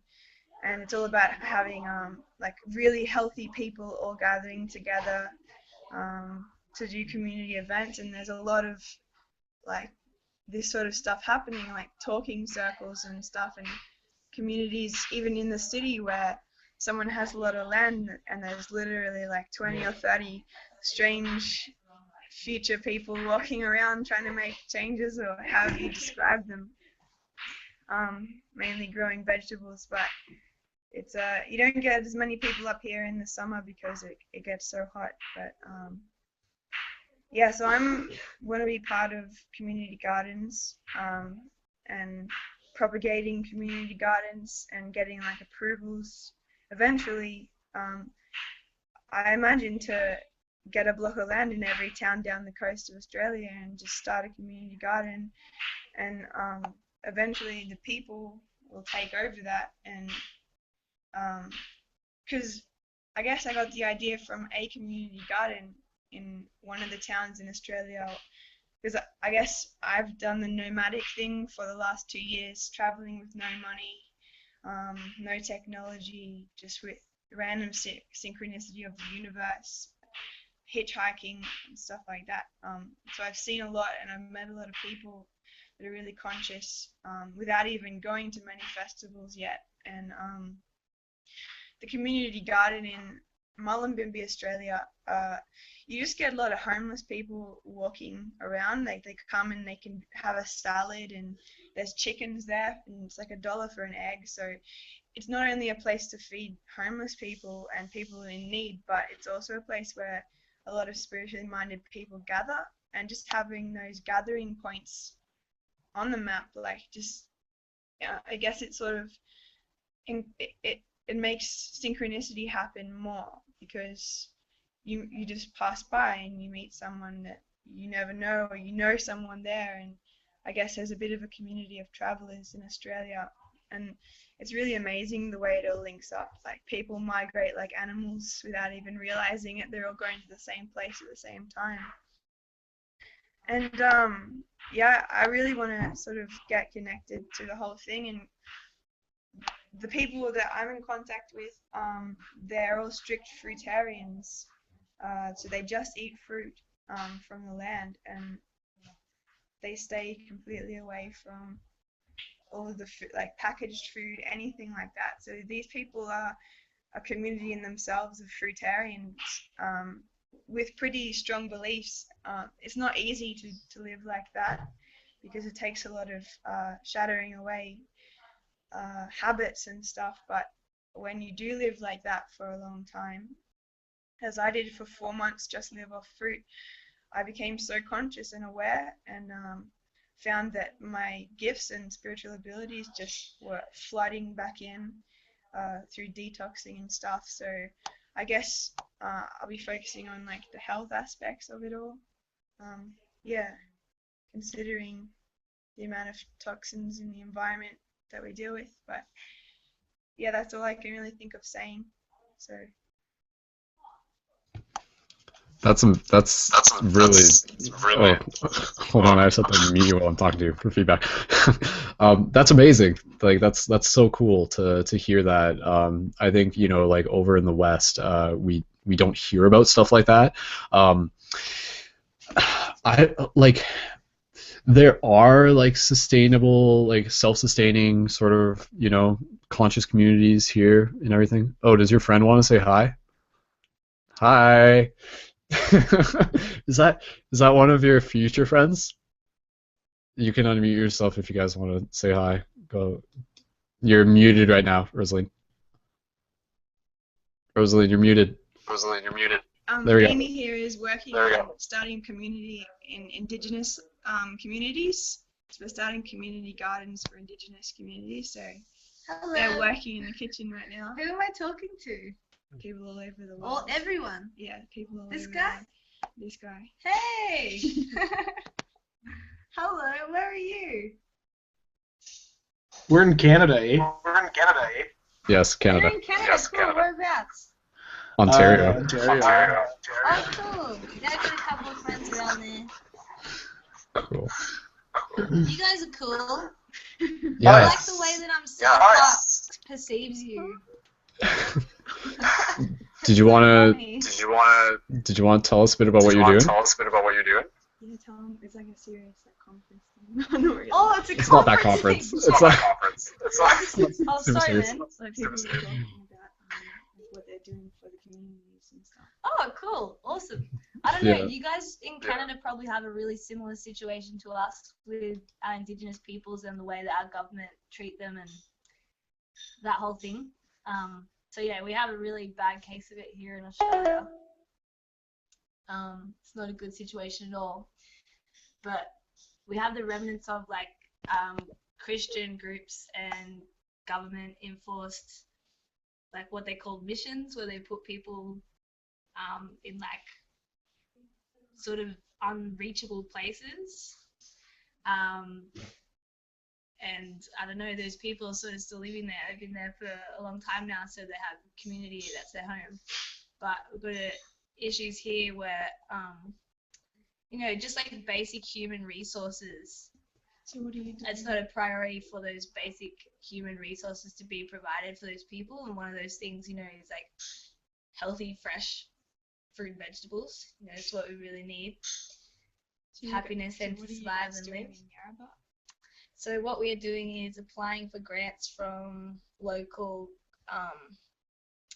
councils and governments to help fund it's like a permaculture infrastructure training program that is then sort of initiating like a business startup. So the people that are being trained in the program to learn how to make permaculture infrastructure such as like biochar kilns and how to do composting, how to do propagating and stuff like that. The people that will be learning how to do this within the community will then go on to like run the cooperative, like the business cooperative, and like so it's not like one or two people owning a business. It's like a range of people within the community. So if it can be shared around sort of who's working there, it will be good, because in this particular community we're working on, there's sort of a lot of like inner conflict, because these people have been herded from so far away, like so many countries apart. They're all sort of been living together now, so there's a bit of like just a little bit of tension with ownership. So yeah, we figured if we have some sort of cooperative business, it's gonna help Indigenous communities. Yeah. It's gonna bring some employment. It's gonna widen the choice of people's. Oh, what is that? Widen the pool of people within the community that can be active and be actively growing food, managing certain situations, having a job, all of these things that these people don't have right now. But a crazy thing, I'll just quickly say before giving you back to Rosalind. Crazy thing is the people from this community in particular, and like you can look it up if you're interested. We're going to be doing some crowdfunding stuff as well, so you can even spread the word, and some people that are interested, they can even buy a small donation, be a part of the project. But that's what these guys are doing too. Oh, that's what you guys are doing too. They're starting communities. Oh, cool. What are you guys doing? I want to know what you're doing. Enough about us. Should I? Amy's new to the paradigm shift. She probably has never heard of it, but yeah. I'll give her the quick story. Sorry, okay, I just have to mute you guys when I talk so it doesn't feedback. But sorry, was it Amy? Was that your name? Thumbs up if it was, or maybe it wasn't. It was? Yeah, okay, cool. First of all, I just wanted to say, like, huge, like, I love what you guys are doing, and I see what you guys are doing, and that's, like, super awesome. Oh, she had somewhere. Okay, turn on the lights. Okay, cool. Yeah, no, like, I just wanted to say, like, I think what you're doing is really beautiful in terms of, like, living by example of, like, putting the needs of others before yourself, like making it your mission to like see the suffering of others as like something that is a priority for you to be able to take part in terms of being able to help alleviate it. Like that for me is really what this global mission is about in terms of like the Buddha nature in terms of being able to see like the suffering of others as the suffering of all of us. So like I really just I totally love what you guys are doing, and I just want to say, like, I honor your story, and especially, I'm sure I'm sure for like the children of those indigenous communities, like it must mean a lot for them, and I think that's like going to go a long way. And you guys are planting seeds that are going to be able to like go beyond our generation, which again, you know, is really what like all of us are kind of working towards. Just for yourself, Amy, and you know, if anybody else is tuned in live, the short story behind Paradigm Shift is that it's really about creating the paradigm shift communities are about at their core creating open-minded discussion and meditation circles. So whereas with you guys are like literally building like the physical infrastructure of communities, with the paradigm shift communities, like that is potentially something they can evolve to, but for simplicity reasons, for them to be more accessible to people, especially people who are like living in metropolises and in cities, it's about creating regular open-minded discussion and meditation circles and bringing people together in that sense. And then from there, like that's where the community begins to occur, that's where the ideas begin to emerge, and that's where additional projects can come out of that, you know. So people will come together at these paradigm shift meetups, and we do ours every Friday, and then they'll, in addition to just like being able to like connect with each other on a very spiritual level and get involved with meditation and be you know, brought into that sense of community, which can be very nurturing for their spirit, you know, from there, like it also becomes like a brainstorming pool for other community projects that can sort of stem out of that. You know, like a lot of the people within the Paradigm Shift London, Ontario, Canada community are also involved with like other branches of like conscious projects within our city and everything. So it becomes like a hub for people to sort of gather around. So now through this project, because it started off in London, we started telling our story through the internet, and now there's like over 50 paradigm shift communities across the world, and you know, people are kind of doing them in their different way, and they're kind of making them their own thing, and so like that's where like as a team we kind of come together and we talk and we, you know, sort of share like how things are going and everything. So yeah, that's kind of like the short answer of what it is that we're doing, you know, planting seeds and holding space. That, ladies and gentlemen, is the short answer. That is the short answer. For the long answer, take a time machine and go back, or just go to the main website and go to the About section, actually, because it's kind of there. But yeah, Amy, I'll pass it. You know, just conversation-wise, if you guys just wanted to, you know, say anything else, and then we'll pass the talking stick around a little bit more too. And shout out to Jimmy for jumping in. How's it going? Yo, Jimmy. Cool. Sorry, Jimmy, I'm just going to switch views on the mute. Yeah, Rosalind and Amy, if you guys just want to unmute yourself, if you're still there, I think. Let's give them a second. Are you guys still there?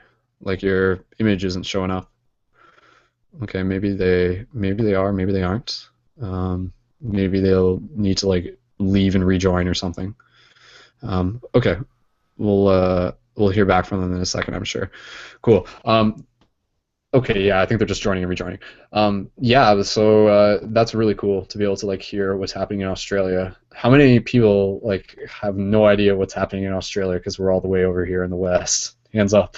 Like, admittedly, like it's an Australian girl. Like she lived there and just came to Canada, I think 6 or 7 years ago, and she actually tells me a lot about what's going on there in terms of like, everything from politics to all that crazy shit, because like we are not exposed. Oh my god, like, there's some crazy shit going on in Australia right now. So yeah, a big part of the shift. A big part of the shift is going on in Australia. You know, in the same place it's happening everywhere. Like they just had Australia Day. Yeah, they did. Okay, I'm gonna pass it over to. Oh, now they're on Amy's account, I think. Okay.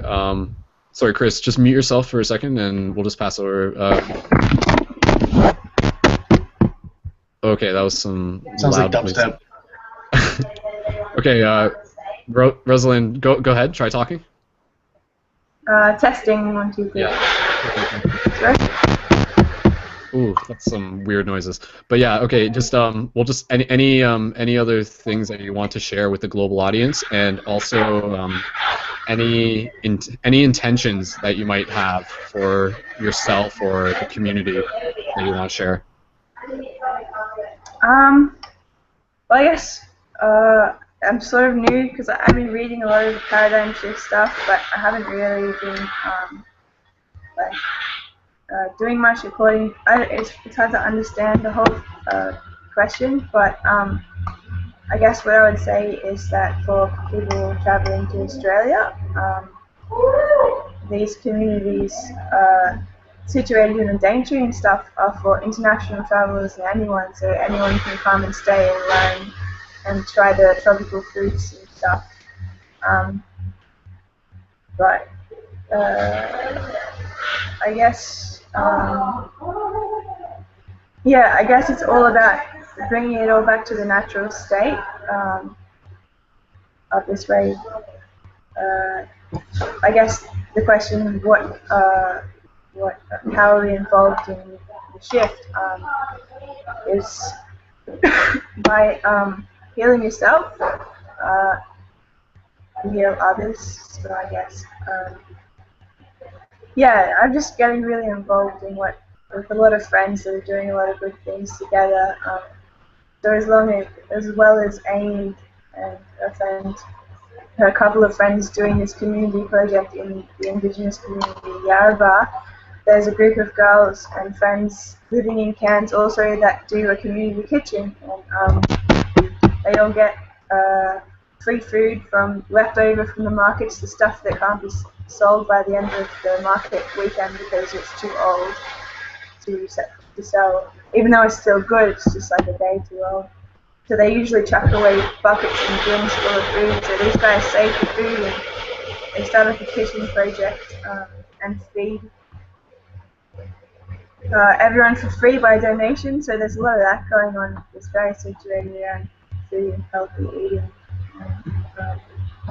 Also, I guess it's different to being in the city because here is the oldest rainforest in the world. So you can literally drive for like 2 hours and you're in the middle of a rainforest with ancient creatures and crocodiles walking around. So it's very different to Toronto. But yeah, I'm keen to get involved in connecting like the paradigm shift sort of blueprint with people around here because I think they'd really like to get involved or contribute to the whole thing. Awesome. Yeah, no, thanks so much. I'm just gonna mute your mic just while I respond to that. Yeah, like into responses to like one way that I would totally invite you to keep in mind in terms of like how you can be involved with this community is simply by documenting, simply by being, you know, the eyes of what's happening there to be able to help share this story with the world. Sorry, you can hear thumbs up? Can you hear me? Did you just hear what I said a second ago when you had your headphones off? Okay.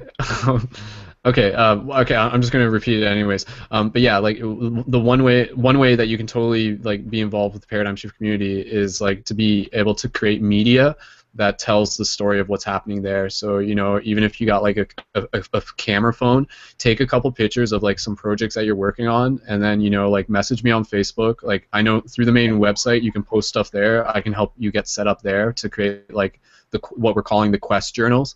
But like I think it's really important to be able to help show the rest of the world what is happening over there as like, again, part of like this bigger shift in consciousness. So I mean, that is like one way as to definitely I would encourage you to be, you know, to be the journalists for the paradigm shift community in the location where you're at, and do a little bit of writing, write like a little, you know, mini sort of like write up on what it is that you guys are doing, and then we'll help share that with the global audience and stuff, and you know, even to bring awareness to your crowdfunding campaigns as well would be part of the intention. So I think yeah, like that's something I'd be more than happy to be able to help assist with. So, and you know, even if you guys want to do videos and stuff too, because I know you've had experience doing videos. I really enjoyed your videos in the past when you made those. So yeah, if that's something where you can pick up even if, you know, everything's like you can use phones as cameras now. So if someone's got that, if that's the device, you know, just whatever ways that you can manage. Yeah, just being the journalist where you are, I think is a really exciting idea. So I'd love to be able to help you on that and see that. So cool. And in response from that, I'll just go ahead and unmute yourself.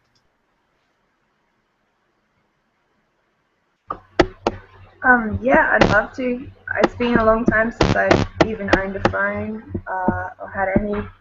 I've had a bit of contact with Facebook. That's why I've been connected to Paradigm Shift. But I do now have a good camera, so when I go and visit these places, I might make some videos. I've got a lot of friends that make videos and stuff for all sorts of things like natural movement, like all sorts of crazy sort of things like natural movement and all these different people with different ideas that are all doing their own separate things. So we could make some videos or just write some things up, and I could do that and connect it all to the paradigm shift thing.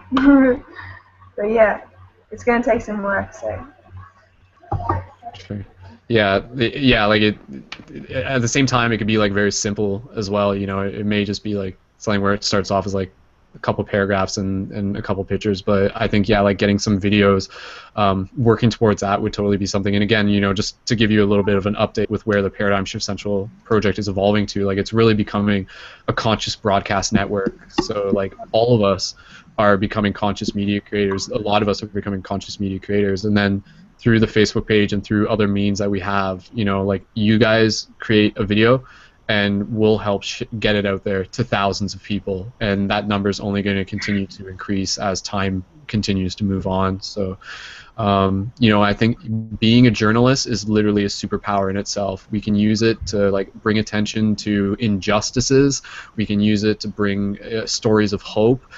We can really do it to like help, you know, be that reflective lens for us to see more of ourselves. You know, even if you're able to get, like, just as an idea, maybe if you can even get some interviews with some of the indigenous, get their thoughts on the experience, be the medium for their voice, to share their voice with the world. I think there's a lot of potential there. So, go ahead.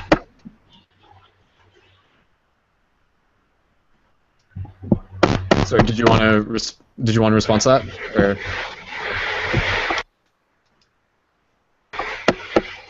Rosalind, did you want to respond to that? Yeah.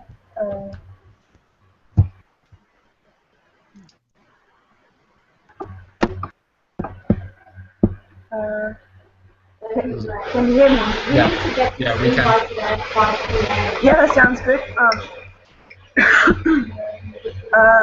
Definitely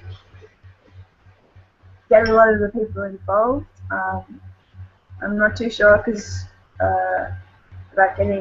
I'm sure there's a lot of Indigenous people that would be interested, but I'm not really sure like how to contact groups of people too much. I have a few friends in the area, but I could make put some information about food and how that really helps expand consciousness and clear consciousness. Like I was swigging organic olive oil, I was eating these weird things that taste disgusting, and all these different aspects to health that you get from the natural world.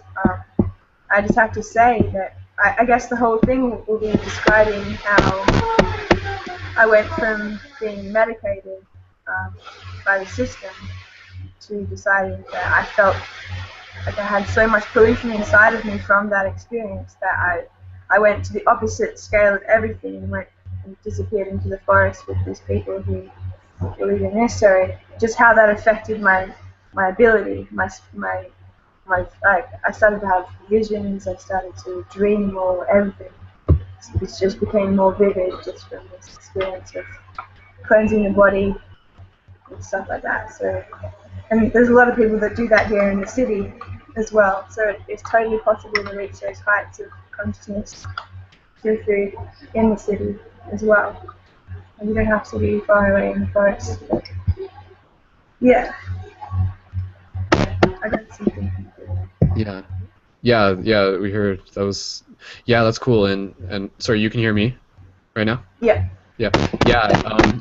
Yeah, and totally, you know, what you're saying, your personal story is totally, like, that in itself is a story too. Any of the stories of our personal transformation are very valuable.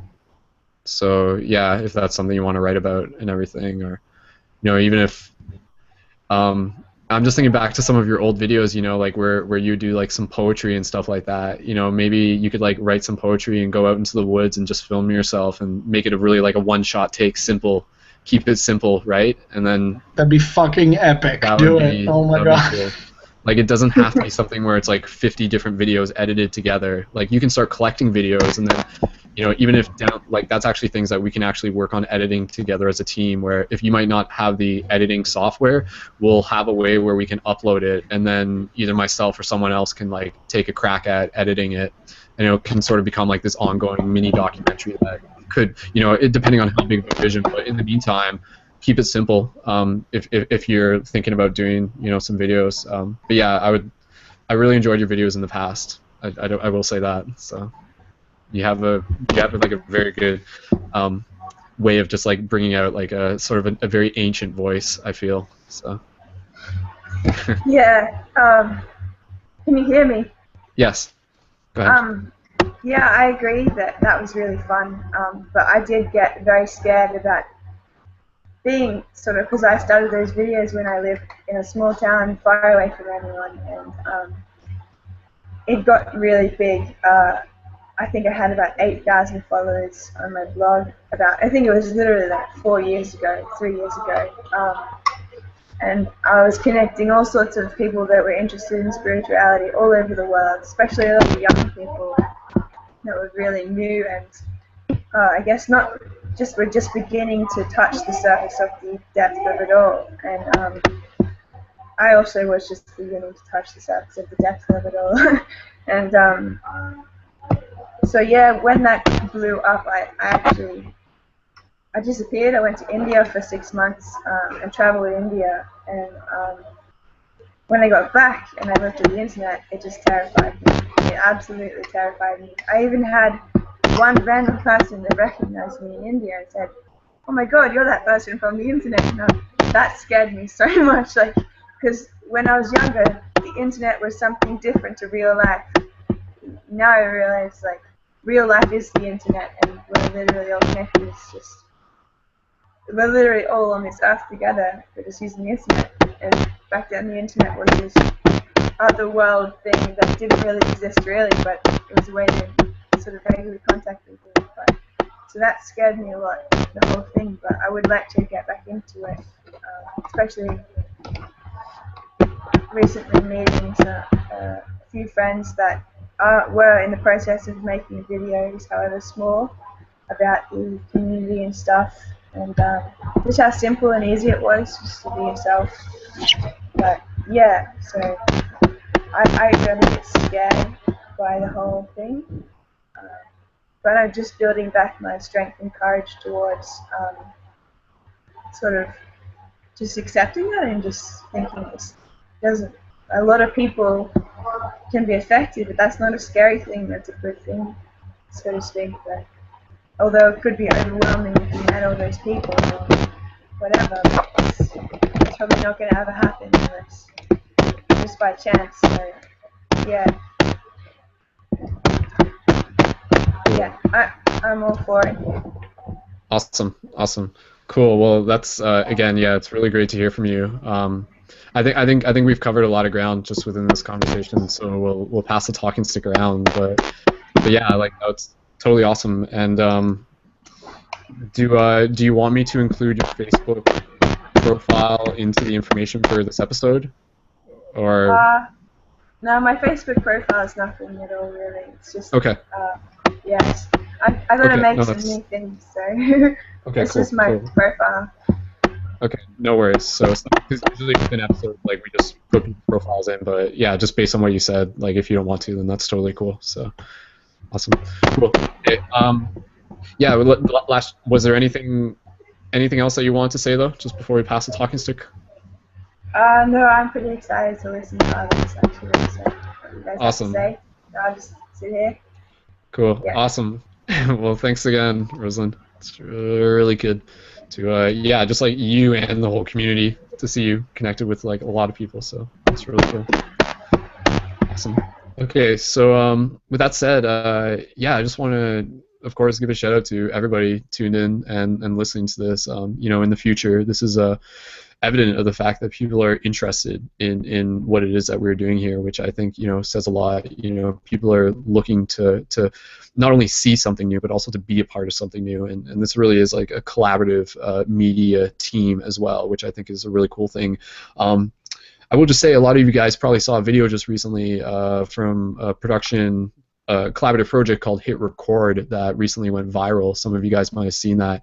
It's a project started by Joseph Gordon-Levitt, and I actually talked about it in the last broadcast, but it's really very similar to kind of like what we were doing in terms of the intention and the potential of people coming together and working on projects and using their shared gifts and everything. So, you know, again, for the reminder of people listening to this, whether you're a video creator, whether you're a graphics artist, whether you're a music person, or whether you're a writer, like everyone has the opportunity to be able to contribute to this. And, you know, collectively we are, you know, the eyes of consciousness itself. We are, you know, journalists as, you know, the branches being able to like bring back some really cool ideas to, you know, plant those seeds back into the mainstream of culture, which again is part of the goal with Paradigm Shift. It's not just about like preaching to the choir, so to speak, and I use that, you know, that term loosely, but it's really about creating media that, again, whether it be through Facebook promotion, that we can actually deliver to an audience. And I'll give you guys an idea of a really cool hack that we can actually do once we sort of have like the funds to play around with it. As an example, you know, we could create like a really cool video, and then we can actually set the targeting with it through the Facebook promotion to actually target an audience outside of like the spiritual community. So imagine creating like an engaging spiritual-esque video, but then like targeting it at people who have liked football or something like that, you know? And then suddenly people who are scrolling through football just like suddenly see this there, and then like out of, you know, like 80% might scroll past it, but then you're gonna like get like those some people, and to me like that's just like a really interesting thing to play around with. Again, you know, it's like a brainstorm. Spamming. Well, not if we're using Facebook promotions, I don't think. So again, it's just like it's something to play around with, but it's something, you know, as a team we can discuss how can we get more of these ideas into the mainstream, so to speak. And yeah, shout out to Grim. Hey, welcome to chat. Is this this is a DJ, isn't it? You're a DJ? Or, no. No, okay. Oh, sorry, there's another. Not Vince. Okay. What name do you want to go by? Grim. Grim's good? Okay, cool. Yeah, Grim's good. Awesome, man. Well, welcome to the Hangout. And who else do we have? That's we also have Ash. Ash has joined us. Or Ashraf. Ash, did you just want to say hi? Yeah, dudes. You can call me. Hey, everyone. I'm Ash. Hey, Ashraf is my full name, but you know everyone calls me Ash. That's usually easier. So I just popped in like 20-30 minutes ago. My friend Bianca here invited me, so yeah, I'm really happy to be here. Awesome. Super happy to see new faces here too. So cool. Awesome. Well, okay, so in terms of what it is format-wise that we'll do for the rest of the broadcast, which we'll aim to actually wrap up, I would say no more than an hour, even though that sounds like a lot, but just because there's quite a few people here and I'd love to be able to hear from them, is just go through a few more introductions, but also updates and anything else that we kind of want to get into. So with that said, I'll sort of allow maybe someone who's familiar to go next in terms of like introductions and updates. So be it either, well, I guess it's either like Chris or Jimmy, because technically Bianca and Eric are also new. Chris, did you want to give like a quick intro? You know I'm always down to talk. Yeah. Okay. All right, man. So just tell us who you are, where you're from. And you know, any maybe like I don't know if you've been like going through like any sort of shift in conscious personally, or you know, any new paradigm shifts that have come into your reality that you might want to share with the team, and anything you might be working on, art, to help contribute to this shift in any way. So as broad as that question is, go ahead, dude. Yeah, well, I'm from London. I'm lucky enough to live in the same town as this handsome dude with the blue eyes. And, yeah, I've been going to Paradigm for a couple years now. It's been, I think it was about 5 years now, maybe 6. Do you remember how we show met? up every day. Do you remember Yeah, I how you remember found the it? first time I went. It was you, me, and Justin, and then two other guys I never saw again. But it was bomb. It was just us five, and I was just like, and right away, even like I was expecting more people, but I got there, and when I left, I was like, that was fucking amazing. I don't know how PG it is. I shouldn't censor myself. Whatever. It was really cool. And then I kept coming back, and then it ended up growing. And like there's like you said, there's been times there's been like 30 people, and we're just like, I'm like, ooh, the vibes. There's just so many. Ooh, the meditations have been phenomenal. Just with that many like-minded and powerful people. It was really fucking sick. But yeah, like I said, LDOT's tons of fun. I know we have a couple local people here. There's a dude from Toronto that's sick. I have been. What have I been doing? Ooh, I've been doing this really. I don't know. I like meditation, as I'm sure most people here do. But like, I just like trying different formats. I like doing like I don't know, like I love the classic, sit there, focus on your breathing, bop bop, all that crap. But it's like I really like trying some new stuff too. So this time I've been trying to like did my own thing where I threw on some Tibetan monk singing bowl thingamadoodles, specifically to 528 hertz, solfeggio, holla, and been doing a lot of like foam rolling and like a lot of like like I got a lacrosse ball and just go on my back and just get deep in there while like doing really big deep breaths, and then also I'll take like a couple minutes and just focus on my crystal ball. Hello. And I don't know, this thing is a lot of fun, just being able to like kind of channel shit into this fucker. It's awesome. Like I'll really like relax and get loose and get rid of all the tension and just feel amazing and just be like surrounded by this positive energy, and then just take it in like a friggin' Kamehameha, Goku style, I'm just trying to make it like outwards, wherever it goes, and it's. I hear you're not really supposed to let other people touch your crystal ball. Really? Yeah. I know some people never think of that, but I think it's important. Yeah, I've heard that. Really?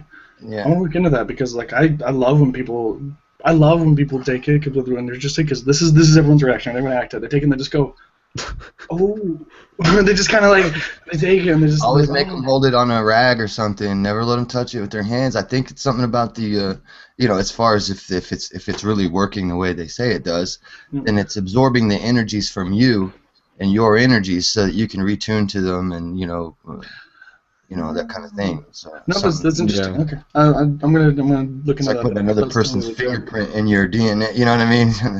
I don't know. Hey, it's always been good, folks. Let me tell you that. But I don't even know if this works. Who knows? This could be just like this could just be rock, and that's totally cool. Do you know what it is, crystal wise? Oh, it is. It's obsidian, pure obsidian. Oh, so solid black. That's why. Yeah, it's from a volcano in Hawaii. And, or at least that's what they say. Who knows? Could be from next door. But anyways, and like I said, I don't know if crystals work. A lot of people claim they do, and like I'm totally down to entertain the idea. But like the fact that it just even mentally gives me like a focus for what I'm trying to do. It's like I know I got the power, so like as long as I'm visualizing. Yeah, Christopher. A lot of stuff that used to be metaphysical back in the past is now actually physics. So I mean that is same with this is we didn't realize back when we were actually thousands of years ago we did know about magnetic fields around our hearts and all this kind of stuff. It's weird, but now all of a sudden just recently we don't know all this shit all of a sudden, but now we know it again just recently again in this new technical era. So we've got this we're able to measure our magnetic fields around our hearts and bodies and stuff. So that used to be before, it's called chi or something, where it was like this, your energy field around your body, and it was talked about and through all those ancient, philosophies and things, and now it's something you can actually measure and things. It's that metaphysics isn't, I don't think is actually, a lot of the metaphysical things that that are discussed in ancient texts is such a wide span. I don't know where to go. I don't want to accidentally target one era, But yeah, it's such like a broad spanning thing that if you end up targeting on one era, then there's all different things. Totally agree with you, man. My favorite was the whole pineal gland thing. You're always hearing, open your mind's eye and your third eye, and then there's little fucker with retina up in there. So it's just like, oh, you know, like, yeah, it's totally, there's tons of rods and cones. Yeah. Yeah. Yeah. Is that your mic? It looks like you're talking into like an airplane turbine. That thing is sick. It's Those gorgeous. snowball mics. Look at that It's thing. Thanks. Oh man. Cool. I got this little shitty thing. Still works. I was gonna say just on the quick topic of crystals, just kind of like while we're in that, you know, again, like keeping in mind that like this conversation, it is just kind of allowing us to sort of like get into metaphysical topics as they sort of pop up and stuff, and just as it was coming up, oh, you got some Oregon there too. That was given to you. That was given to you by Lee. Yeah. Wasn't it? Yeah, yeah. I got his is floating around my room somewhere. I was just gonna say, you know, like you actually kind of said it yourself, Chris, and this is, you know, for anybody listening who just kind of maybe, you know, not sure as to like what the deal is with crystals. My way of just simplifying it that makes sense to me is that, you know, the crystal, like anything else, is a tool. There is the idea that crystals amplify energy and they absorb energy, which I think there is some legitimacy to that. But more so than anything, like the crystal is kind of like a midway point between yourself and a particular intention or thought. So in the same way, like a talisman can work in that same concept. So again, you know, like if you have a crystal, whether it be just a crystal by itself or a necklace or anything, I always remind people to like program it with your own intention. So like you have a crystal and you keep it in your pocket, and to you that crystal represents calmness or represents creativity. And then every time you reach your hand in your pocket and you pull out that crystal, to you it brings up that idea of calmness or creativity or whatever into the forefront of your mind. And that is really the important thing, is that when it brings that idea into the conscious mind, it actually begins to create it within your reality. So the crystal is there to help remind you as a tool of your own creative potential. So yeah, like, and you could change the programming in it and stuff like that. At least like that's like one way I simplify it. But again, like I think it is interesting when you get into like meditative states and are starting to work with the subtle energy. You know, even if you just like take your hands and you just have your hands next to each other and you can feel like the energy between them. But then if you do that with a crystal in between, it feels different. So like almost from a scientific approach, you can use the crystal as like a variable within a study to see, you know, what feels different about the crystal, and then, you know, sort of make up your own understanding of it. But yeah, like, you know, crystals, there's even the idea that, yeah, they can absorb negative energy. So, you know, people can walk into a room, and if you have like a crystal on you, then instead of the energy coming directly into your own being, you can like absorb it into the crystal, and then, you know, people talk about like cleansing the crystal afterwards. So I've heard some people talk about dielectric that retarding properties to particular crystals and glass, and, you know, like retard ones, you know, like the particular range of the light frequency, you know, which isn't just light, guys. Light is a coaxial circuit. So people think light is just like something, you know, that's emitted, when it's really a field perturbation. So sometimes I talk, you know, go into. I'm not an atomist, a guy who believes in atoms in the planetary type, you know, formation. I think that they're waves in the perturbations in the ether, waves basically held together by frequency, just like somatics, like sound would be on a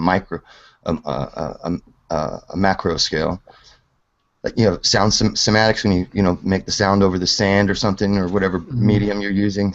Yeah, that's the same thing with what an atom is. Pretend like the sand is like a field, right? And the field is being compressed into a shape and held together by that sound and tone and frequency. That's why all atoms or all matter has its own vibratory resonance, you know, and otherwise it can't hold itself together. It's not. Yeah. That it explains the reason why we have these huge electrical fucking conduits across vast distances in space. It explains the spooky action at a distance. It explains all of that stuff that quantum physics can't explain. That, you know, all these inferior math, you know, abstracts can't explain. Because if you know about black holes, and a lot of people do, but if you don't, a lot of people don't. More people don't. But black holes is like a, you know, a particular four particular kinds of black holes, and then there's, you know, the two different types of Big Bangs in theory, and two black holes can't even exist in one Big Bang, no matter which two black holes from whichever four types, you know, asymptotically curved, asymptotically straight, you know, all these different maths that can't be combined. So what they're telling you is that they're saying, oh look, another black hole in space, another one, look, another one, another one, another one, another one. Yeah, but which Big Bang universe theory are you going with? And because none of those black holes can exist in math. There's a singularity of events that one, no source, no body, outside of source, you know, to imply a body. That was the Rick tensor, Einstein's bullshit about no source, no body in the universe. But in the paragraph beside, he explains outside of body, implying a source or body. It's like, you can't do that, dude. You can't say none, and then say outside of something you just said there was none of, and then divide it by double zeros and call it infinity, which is non-quantifiable, and then try to scramble a brain of a bunch of people and tell them, here you go, this is what we got. It's curved space. No, you just lied. It was ether in the first place. This is what we got. Yeah. You know, and he took that disk model. I don't know if you guys are up to date on this shit, but from Henri Pomponre or some shit. I'm not French. I can't say that shit, but Henri Pomponre or some shit. Anyway, it's where they got all that fucking E equals MC squared silly stuff, which people aren't. It's never mind. Sorry, I don't know you guys, so I don't know where we're at with everything. I liked your rant, dude. That's fun. Yeah, no, we had a little adventure on so many different topics. I was like, where's he going next? I like it. Yeah, we'll do that if you ever never. I got heck of stoned before I got I feel the same. Don't worry. I try to knock down my ego and my gateways and shit, and smoke a little weed before I come on. Whatever makes you comfortable, just as long as everybody's, holding respect in the space that we got, it all works out. So no, it's good, man. I like it. Cool. I forgot I had to tell you the craziest thing that happened, and I want to get a little insight on this too, because oh man, this was fun. So as you know, as Brendan knows, for those who don't know, I'm a barista at Starbucks, and a lot of fun. I get to talk to a lot of people. And someone brought me in. They're like, "Hey, we need help at the front." I'm like, "Okay." So I hop on till, and like this, this girl in front of me. There's a big line. I don't acknowledge her in any other way other than she's a customer. I wasn't like, "Oh, I think I recognize her," or "Oh, she's really pretty," or something like that. I was just like, "Okay, customer, let's do this." So I get a drink. She gets a latte or something, and right away, without even her telling me, I just start writing the name Olivia, and I'm just like I didn't even ask her. And I'm like, "What's your name?" And she goes, "Olivia," and I'm like, "Oh," I'm like, "I already wrote it down before I even asked you." And she goes, "That's really weird," and I'm like, "I'm so weirded out right now." And I'm like, I started asking her questions like, "Do you recognize me at all?" And she's like, "Never seen you before." I'm like, "Yeah, I've never seen you either." "Do you come to the store a lot?" She's like, "This is the second time I've been in years." I'm like, "Okay, I've only worked here 8 months." Okay, this is getting really strange. So it was insane. I've never, and that was just a minor case. That just happened to me recently that I was dude, like, wow. Dude, focus. I'm 40 years old, man. I've been fucking doing that shit for 20-something years. The more you focus on it, the more you can do it. It's weird. I noticed that. And then I started looking into it just a few years ago, why? What really, why? And it's just like I was talking about, those magnetic fields. I mean, we're all connected.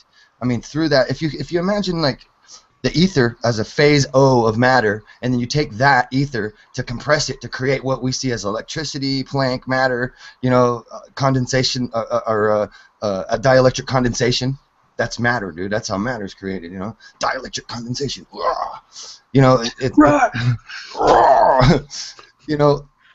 But I mean, if you think of that, we're actually all connected, throughout the whole universe. If you take one really low density particle and you stretch it out to huge as the whole universe, and then you take from within that to create what we have as matter, that's what we have in our universe.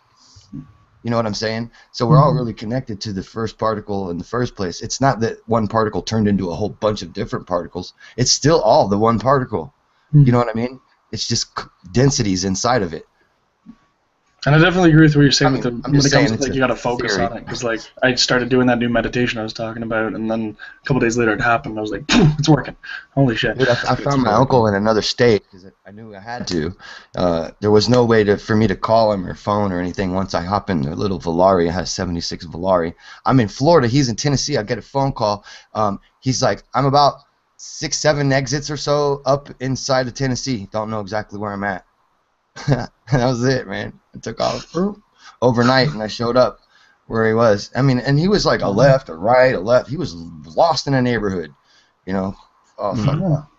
It's using that like inner guidance, intuition sort of thing, tapped in. Well, I mean, Chris, I'll just say this, and then actually I just want to get the talking stick. We'll pass it around because I'd like to, like I said, I just don't want to stay up till like 3 a.m. because I know we easily could, so we'll save some more stuff. How many times have we done that? But yeah, How like many Chris, times? I know, Chris. My best guess as like what you're experiencing is like firsthand evidence that like we're already in the future, you know, and like that's like the information sort of rippling back to you in the present. And sometimes it happens. Sometimes it happens consciously, and sometimes it happens unconsciously. But when you become conscious that that's a potential, it can begin to happen more, kind of like what Grim was saying. I hope so. So yeah, so just so cool. you know, like that, and it comes even kind of what you were saying, like meditation can come into that because it comes when we sort of like begin to silence the extra noise, and then we can begin to hear. And you know, I would even think I'm sure like Bianca would be able to sort of like give some sort of interesting insight on this conversation because I think it's Bianca. Bianca is hello. Because you know, like she's very interested in channeling, and I think, you know, a big part of channeling is when you sort of like you quiet the noise of the mind in order to sort of like attune the frequency of your mind to let like the information just naturally come in. So I think we're constantly receiving information from our future self that we recognize as intuition and gut feeling and everything. And the more that we can just be aware that that's part of the process, the more that we can actually like be able to you know, do those spooky things, but also do like really cool things and potentially things that could, you know, play a very important part of our journey. Where it's just like, you know, like how did I know to turn that way? How did I know to call that person? How, you know? But evidently, like it leads to some very important ripples down the road, sort of thing. Bianca, did you want to say anything on that? If you had any insight for Chris or Jenna, channeling or anything, just. Maybe just to try and clear his mind a little more. I was a little bit distracted, so I missed some of what he said. But I gotta say, Chris, your energy is so high. Like, I don't know if you know about like Arcturian energy, like but your energy is extremely high. When you started talking, my hair started moving, my paper started moving, my earphones started moving, and because like I feel energy is like it's intense, it's crazy, and then. Yeah, so, but yeah, that's what I want to say, and it's kind of distracting. It's kind of distracting to me, but I'm over here telling you that you need to clear your mind. No, you're right. Like, a lot of stuff going on, man. Christian, I do the same thing. Does that resonate? Does that sparkle with you? Oh no, for sure. My mind's going a million miles per minute. Can't even say words. There's so I mean, dude, it's what happens when you work at Starbucks. That's why. Oh my god, and that's what happens when I'm just like a bunch of. Because I've seen you calm, jittery white girls. It's like we're just always talking. They're the few people who can keep up with me. So it's just like You come where you are, but I mean, yeah, like I've totally seen you like chilled out and stuff. He's not like this all the time, guys. That's a lot of the time. Not all. I'm just like really excited for these things too, so it's like it's hard to, you know. Well, it's, you know, that's a very important sort of thing just to hit upon real quick, like the importance of like, you know, we're always talking about like, you know, bringing energy, but like sometimes like we can just be like too much energy, and then we can sort of like exhaust ourselves. We can like, you know, like short circuit ourselves in that sense. So I mean, like I think it's good to sort of notice when we're kind of like going too fast or something like that, because eventually, you know, we might just sort of get to the point where the body's just going to be like no more, and then it will just like shut it down real fast. Like, you know, like same thing can happen if you're like working on a project, you know. That happened to me the other day. I was like, oh my god, I'm so awake right now. I'm just gonna like stay up all night and stuff. And then eventually I was just like, body was just like, no more, and then it just like shut me off, and I was just like, ooh. And then I like kind of like, and then I actually like felt like shit like afterwards. Like it wasn't like a good sleep. It was kind of like this weird sleep. So you almost want to like, you know, whether it be the end of the day, you almost kind of like want to start winding down before you actually get to that point of exhaustion. At least that's one way I can sort of put it into words. That's really good advice. I'll take that. shit. Yeah. Can I just quickly ask Bianca, what was the energy you said? Arcturian? Arcturian? It sounded sexy. I don't know, what was it? What am I? Yeah. Well, Arcturian is an alien species. Oh, you're an alien. That explain a lot of questions, but. Well, if that's what you believe in, but well, me and Ash, we both channel extraterrestrial energies. That's fucking cool. And we both have Arcturian as well, so I can easily recognize Arcturian energy, and you definitely got it. I know. I got a date with Google then. Got to look into that. That sounds cool. Yeah. Check it out, man. I'm sure you can find some Arcturian channelings and stuff like that. So, Bianca, do you know any suggestions on like a site or like a particular person who might do Arcturian channelings?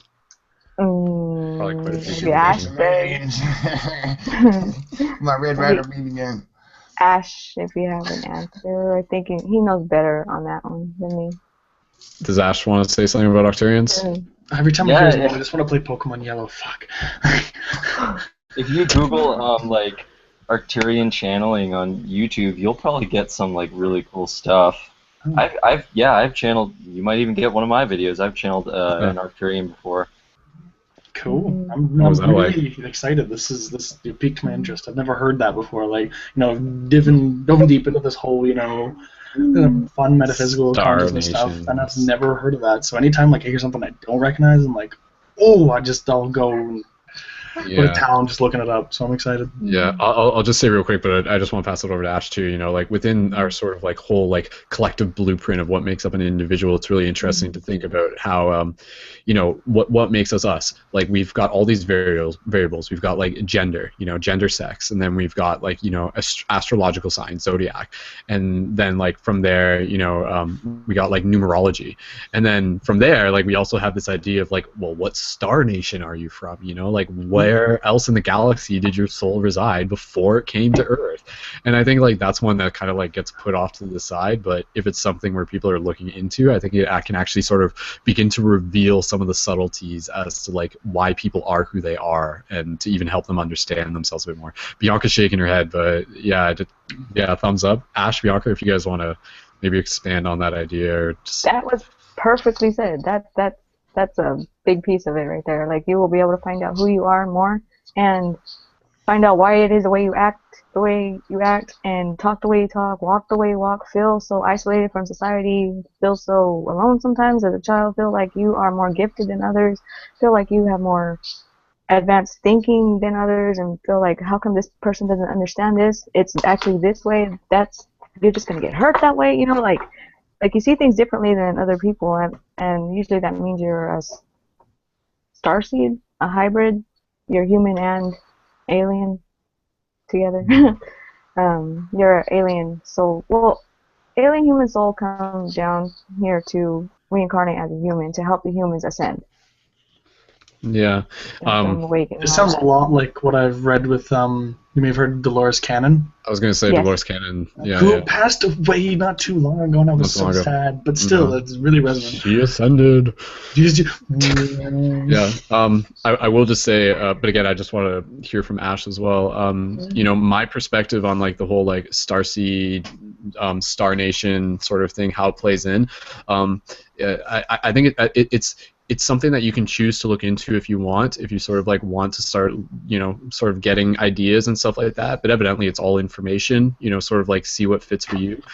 Personally, for myself, since it's one of those things that at this point, I can't definitively know. It's not something that I personally weigh too much into my own identity.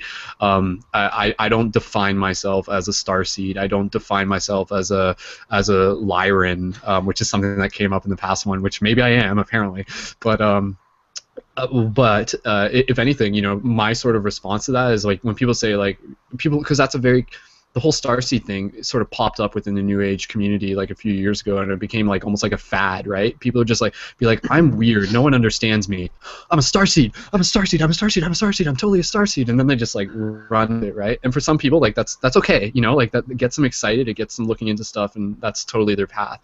At the same time, I sort of like to bring it back to the simplicity of saying, like, hey, you know, like, you may be a star seed, but like, you're an Earth seed too. Like, first and foremost, you are an Earth seed, and like, that's what I refer to myself as. Like, I don't call myself a star seed, but I will 100% call myself an Earth seed, because that is, I am here, I am on the Earth. I know that for a fact.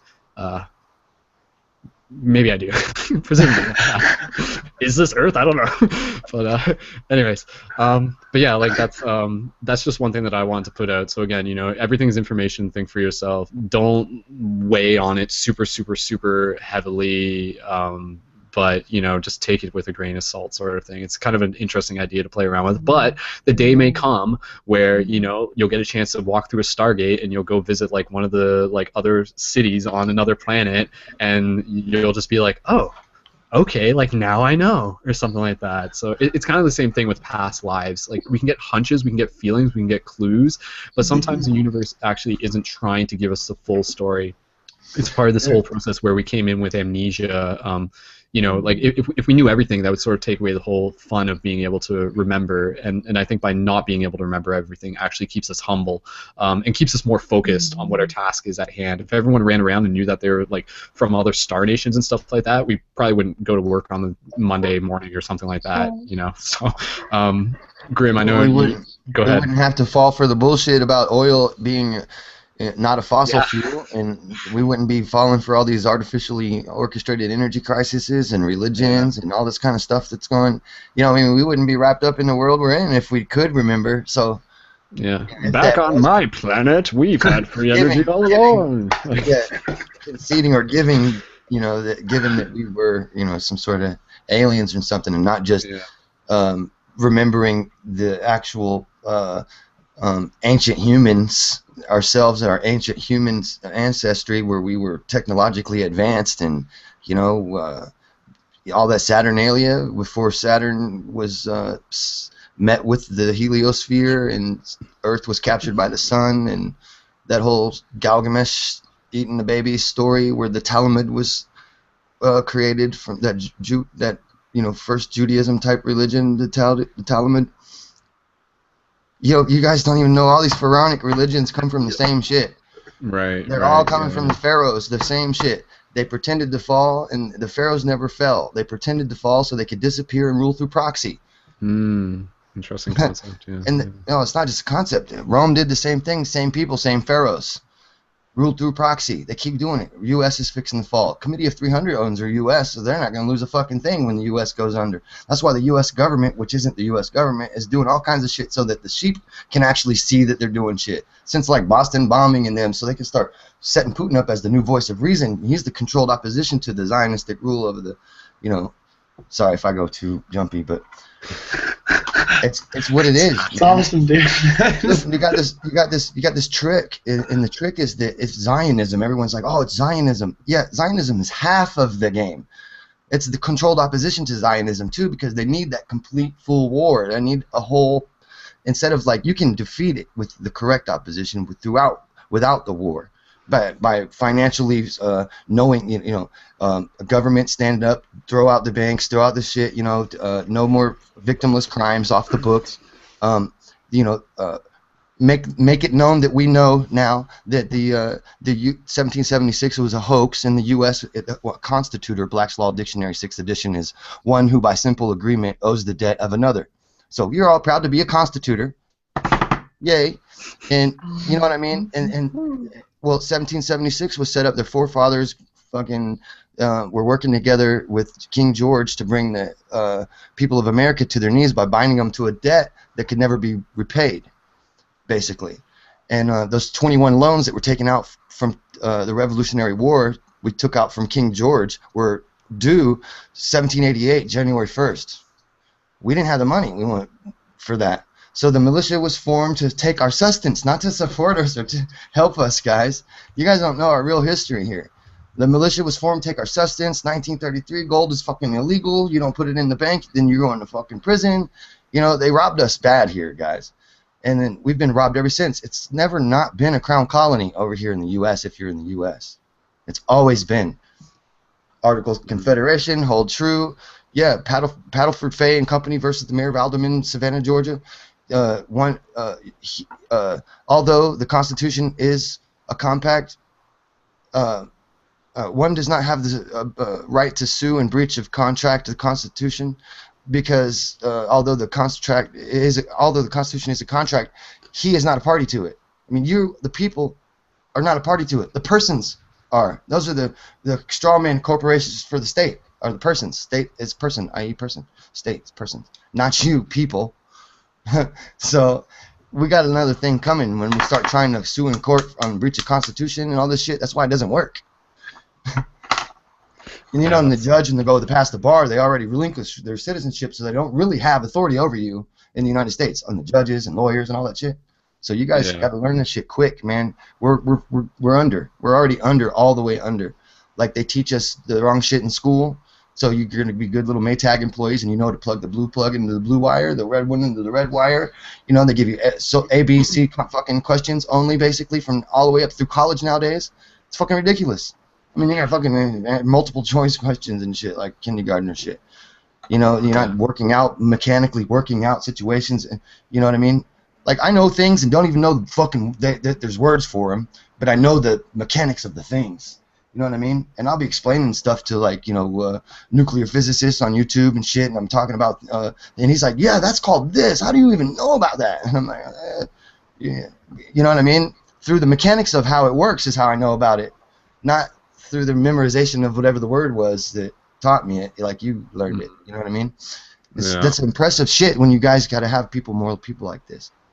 You know, 'cause that way you're not just going to run through a green light and get hit by a guy running a red light, because you're still going to look anyway, because you're not just going to follow orders. Right, right. Always work it out as you come to it.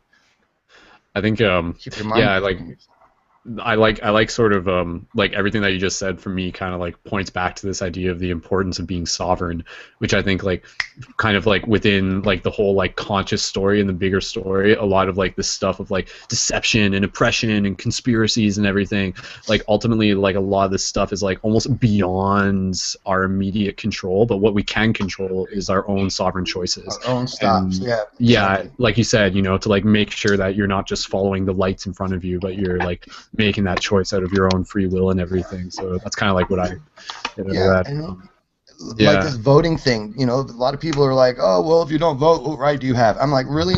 Because for one thing, out of 300 million people, if those were the only 4 people that got a chance to get up there and do anything, well, that wasn't my 4 people to even be up there in the first place.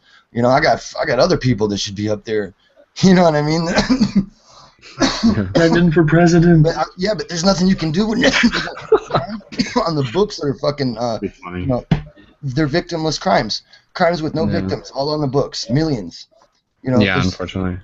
Well, you're talking about the you're like talking about the orchestration of the game right there. That is the public domain. Like the public domain is the biggest load of hogwash that exists, because everything about it is about giving away our power to some kind of representation. And what it does is it keeps the veil on everyone as to what the actual root of it is. And let's look at an example of banks, right? They're creating something out of nothing. Well, guess what? They're doing what people could do themselves if they simply understood the mechanics by which wealth is created. So the illegal activities that they're doing, if a person were to declare their own sovereignty and right, and they go through all their dances and hoops to formalize these declarations, then it's like, hey, I can do the same thing and use the whatever is stored in our strawman accounts to pay for the public services, which they're double dipping, having us pay for what's already paid for, as I've been led to understand. So there's so much to this that it's designed to be so complicated so people don't get it, but I think that you have to have a certain level of inquiry to at least begin to understand that what exercising a free will is often a pre-programmed concept within you, and you're not actually exercising free will, you're exercising a program. So you do need to dig just enough, not to get lost in the complexities, but to be able to realize that, hey, I'm being lied to here, and then allow your life's journey to explore to you to bring the truths that you have, the capacity, and the joy to bring into the world. Mm-hmm. Yeah. I got to give you guys a little bit of, I'm going to drop in side chat for you to read because I Sure. don't want to like take over the show with it or whatever. Okay, I got But some. it's really important. It's just to give a brief summary so people in the audience understand what I'm talking about quickly. Yeah, It's just provide. it's the actual your individual master files and all of that to show you exactly how they use the 1040 form to pay back the loans to pay interest on the loans for the Revolutionary War, the 21 loans that still have never been paid back and can never be paid back. And it's all the codes and shit. You guys can check that out, just so people can see it. It's the real shit, dude. Yeah, there's a lot of. I'll give you a link to this Ultimate Delusion by Stephen Ames. Oh yeah, go for it. Yeah. Is Ash still there? I think I saw him. He was kind of going into like a bit of a zone earlier. I'm not sure if he walked away or not. Hey, what's up, dudes? I'm here. Hey, man. Hey, Ash. Going back to, I think we were talking about starseeds at one point or something. I wonder what they think about all this crazy stuff going on. But yeah, what was the original topic about? Oh yeah, it was about like the Earth seeds, star seeds. Just kind of like segue it, but anything you feel you want to talk about, man, go for it. I'm just curious to hear from you. So.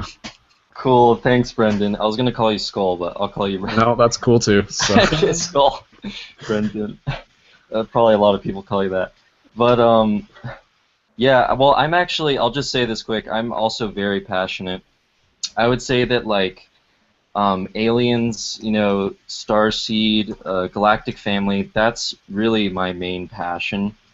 But I am actually also really passionate about new forms of economics, and I wanted to mention cryptocurrencies because it's so important that people, just inform themselves about what they are, and this is actually a way that you can like immediately start doing something to, create a new type of economy. But so that's just a quick thing on that. But I do definitely identify as a starseed. And I'm actually part of the same community. I don't know if you remember, but Brian Davis was on this show like 2 or 3 episodes ago. Yeah, Hucolo, right? Yes, Hucolo. Yeah. Yeah, so me, Brian, and Bianca here, we're all from Hucolo. And so we're all passionate about, alien starseeds, getting to know, where we're from and all that. And for me, when I say starseed, like, for me, what it represents really is just being passionate about reconnecting with our galactic family, which for me, it's kind of like reconnecting with our ancient past, because if you look into the roots of religion, if you look into the roots of ancient cultures, you will find so many cross connections with aliens and star beings.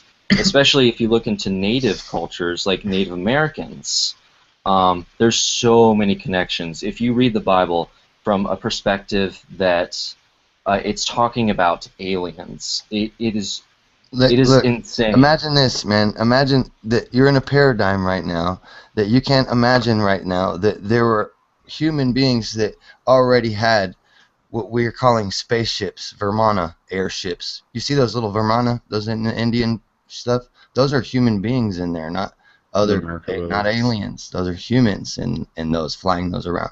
But anyway, now imagine that at a time where all the civilization lost its tech, basically, because planetary catastrophes of the thunderbolts from the gods, thunderbolts from Saturn zapping into Venus and Mars, and then getting Earth very relatively lightly, not ripping its atmosphere off and all that shit, but hitting it with a lot of like the Grand Canyon with that oxidation and reduction, from electrolysis, that electrical discharge, sucking all the ground out of the fucking valleys there, and that and creating mountains and doing opposite, back and forth, whatever.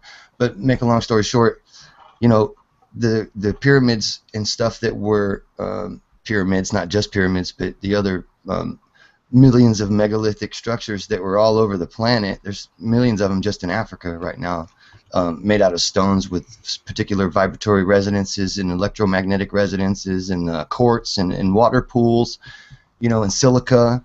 And these things are just made out of the same shit our computer chips are made out of. And they're basically in different shapes and coils, like Tesla pancake coils and stuff. And we know what these do now. Pancakes. Yeah, and we know that these are creating fields. You know what I'm talking about. So hungry now. Yeah, cool. Pancakes. Thanks, Grim. I just want to say, totally, I hear what you say, Grim. Just for consistency with the team, we'll just try. I just don't want people to get cut off. So next time, just wait till the person's kind of obviously done talking, because I think Ash was still in the middle of what he was saying there, but I still like what you said. Ash, dude. So, I fucking can't help it. I know, dude. It's all good, dude. This is all practice, so that's why It's totally cool, dude. be easy with each other, but just working on the habits. That's all. So. I didn't realize that. I'm really sorry, man. I thought I was helping. It's when space we're gets helping space, because now we learned to listen. So. Yes, thank you. So that's cool. But yeah, okay. Ash, did you want to Merkabahs or anything? What were we talking about? Yeah.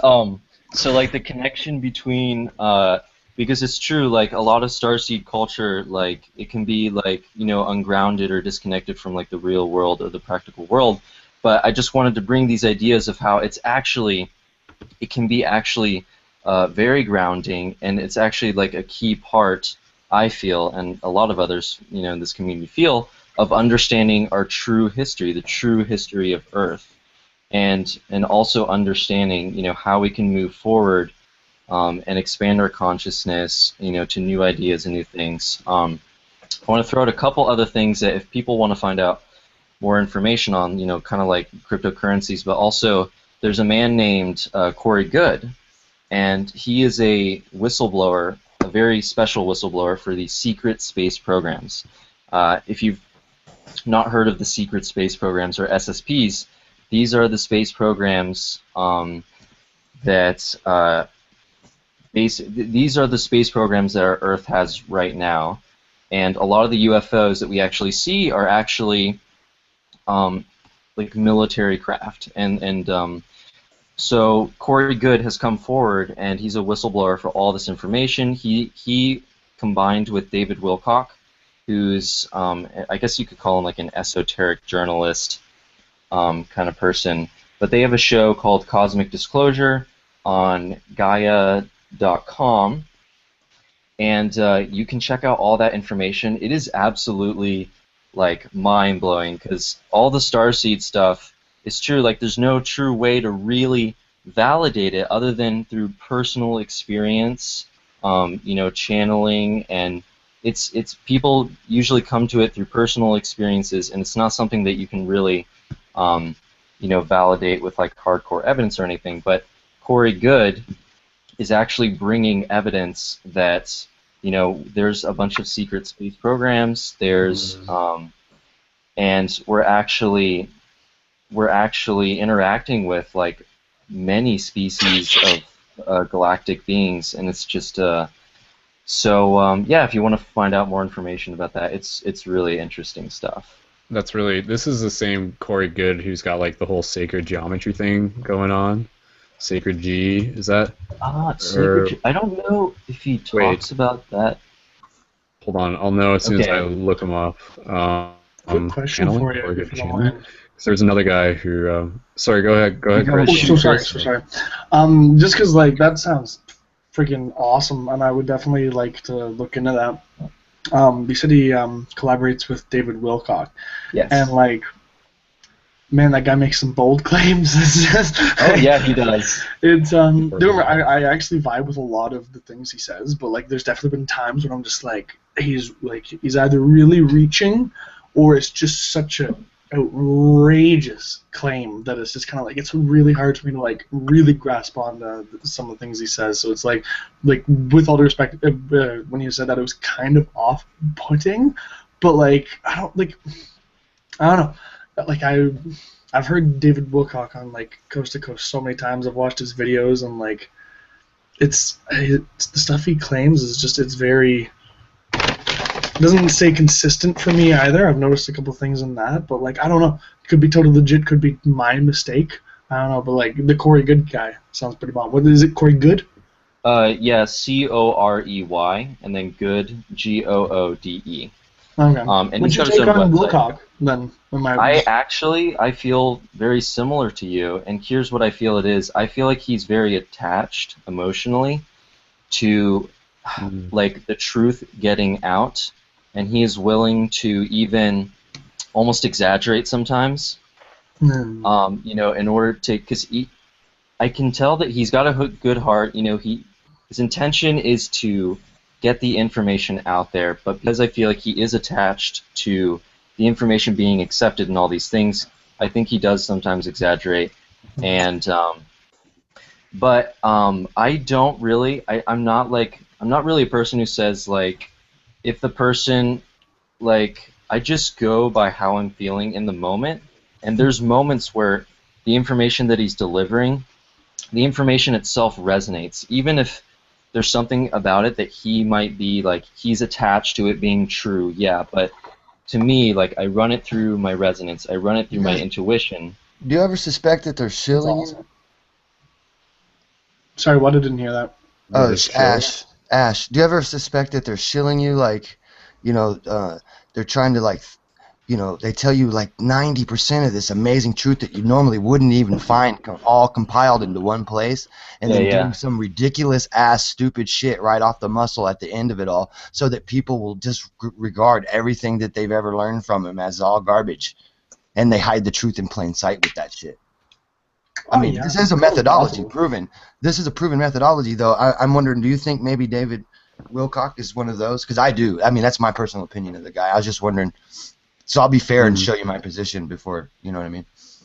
Yeah, I'm a little confused. Are you saying that, so he, what do you call it, like false information? There's a word for it. Disinfo. Is that what you're talking about? Yeah. Well, not really. Not so much disinfo, except for the part where he tells you, you know, some crazy shit, you know, that like David Icke. Purposely discrediting himself to make you disregard all of the true stuff he said. Like, okay, so what would be his motives? They'll take a picture of themselves like in Freemasonry outfit or something, you know what I mean, somewhere, and then, you know, and then you see that and you're like, oh, everything they ever said was a lie, and you know what I mean, intentionally discredit like Jordan Maxwell did. That's where your discernment comes in, I believe. Yeah. Yeah, even if he did that, David Wilcock, like, the reason I, like, even even if he did that, like, it doesn't change that the information that I've heard from him, I don't just obviously research him. I come from a lot of different sources, but it matches the other sources that I feel, and it makes sense to me, and it resonates. Not necessarily because it's coming from David Wilcock, and like I said, it's not like I don't just like take all of David Wilcock's stuff and. That's the point. When you tell someone 90% truth, things start to resonate, man. You know? And then they take your rationale and then drive it off the cliff. Tell you it's aliens when in fact it's ancient humans. Mm-hmm. You know what I mean? There could be this going on, is all I'm saying. That and I see more linked up to the fact that Rockefeller's telling us about oil being organic by going to the Geneva or in Switzerland Foundation or whatever the fuck it was in Switzerland, to go and to, you know, change the definition for what is organic oil, and he just said if it has oxygen, carbon, and hydrogen in it, then it would be organic, and that's not true. We've actually proven that. Even right now, you can see on Comet 67P in the light spectral analysis, you can see that hydrocarbons are being formed on that comet just through simple electrolysis of the metallics, you know, off-gassing with the, you know, negative electrons from the sun hitting it and creating the magnetic field around it because it's discharging as it's coming in to the positive heliosphere, the negatively charged body in space, right? You guys follow me? The movement through the plasma is induction because plasma is a complete. Sorry, I did it again, didn't I? No, fucking did it keep again. going. Keep chatting. Just took Stop over the apologizing. Keep talking. I'm into it. Keep going. Okay, so we can see that those gases are being formed from the discharge, and then they're coming down, combining, and making more complex compounds, and those more complex compounds are discharging, going up, off-gassing, and doing the same thing over and over again until we're coming up with things like amino acids and glycols, ethanes, methyl, ethyl, hydrocarbons, complex coal hydrocarbons. There's no dinosaurs on the comet, man, and there's oil. You know what I'm saying? And water jets spewing out. It's not coming out of the nucleus of the comet. It's coming out of the coma of the comet. And they were trying to figure out the mechanics of that. And they were thinking, oh, the comet's an ice ball. It has to be an ice ball, and it's not. How could it possibly be? Because they're looking right at it. The Rosetta mission is looking at it. It's got a rocky body. Yeah. Quick question: what were you saying? So, what was the purpose of the comment? And you were saying that it was somehow oil. That Rockefeller changing the oil being abiotic. It's important for people to know that. It's one of those paradigms that we're all believing fossil fuel, peak oil. We rationalize wars and all this kind of shit over it. You know how much shit gets slid over because of this? Oil's like water, guys. It's like it's not supposed to be some sort of a precious thing like they've been telling us, like it's gonna run out. It's never gonna run out. Those wells that they cap off, they refill. They refill. In 20 years, they refill. A lot of them in 20 years. That's why these people are starting to get their royalty checks again for their mineral rights on their lands, and their pumps are being refired up because those oil wells are topping off and spewing out, and they have to be sucked out now again, just so they quit fucking leaking out all over the place. So yeah, man, and it's well known actually. I mean, I have friends and stuff. I can invite to the hangout another time, next time or something. So yeah, bring people for sure. Yeah, More the merrier. PhDs and shit. Come out here and talk to you about it. It's easier to hear it from them. I'm stoner demeanor. You know what I mean? What do I know?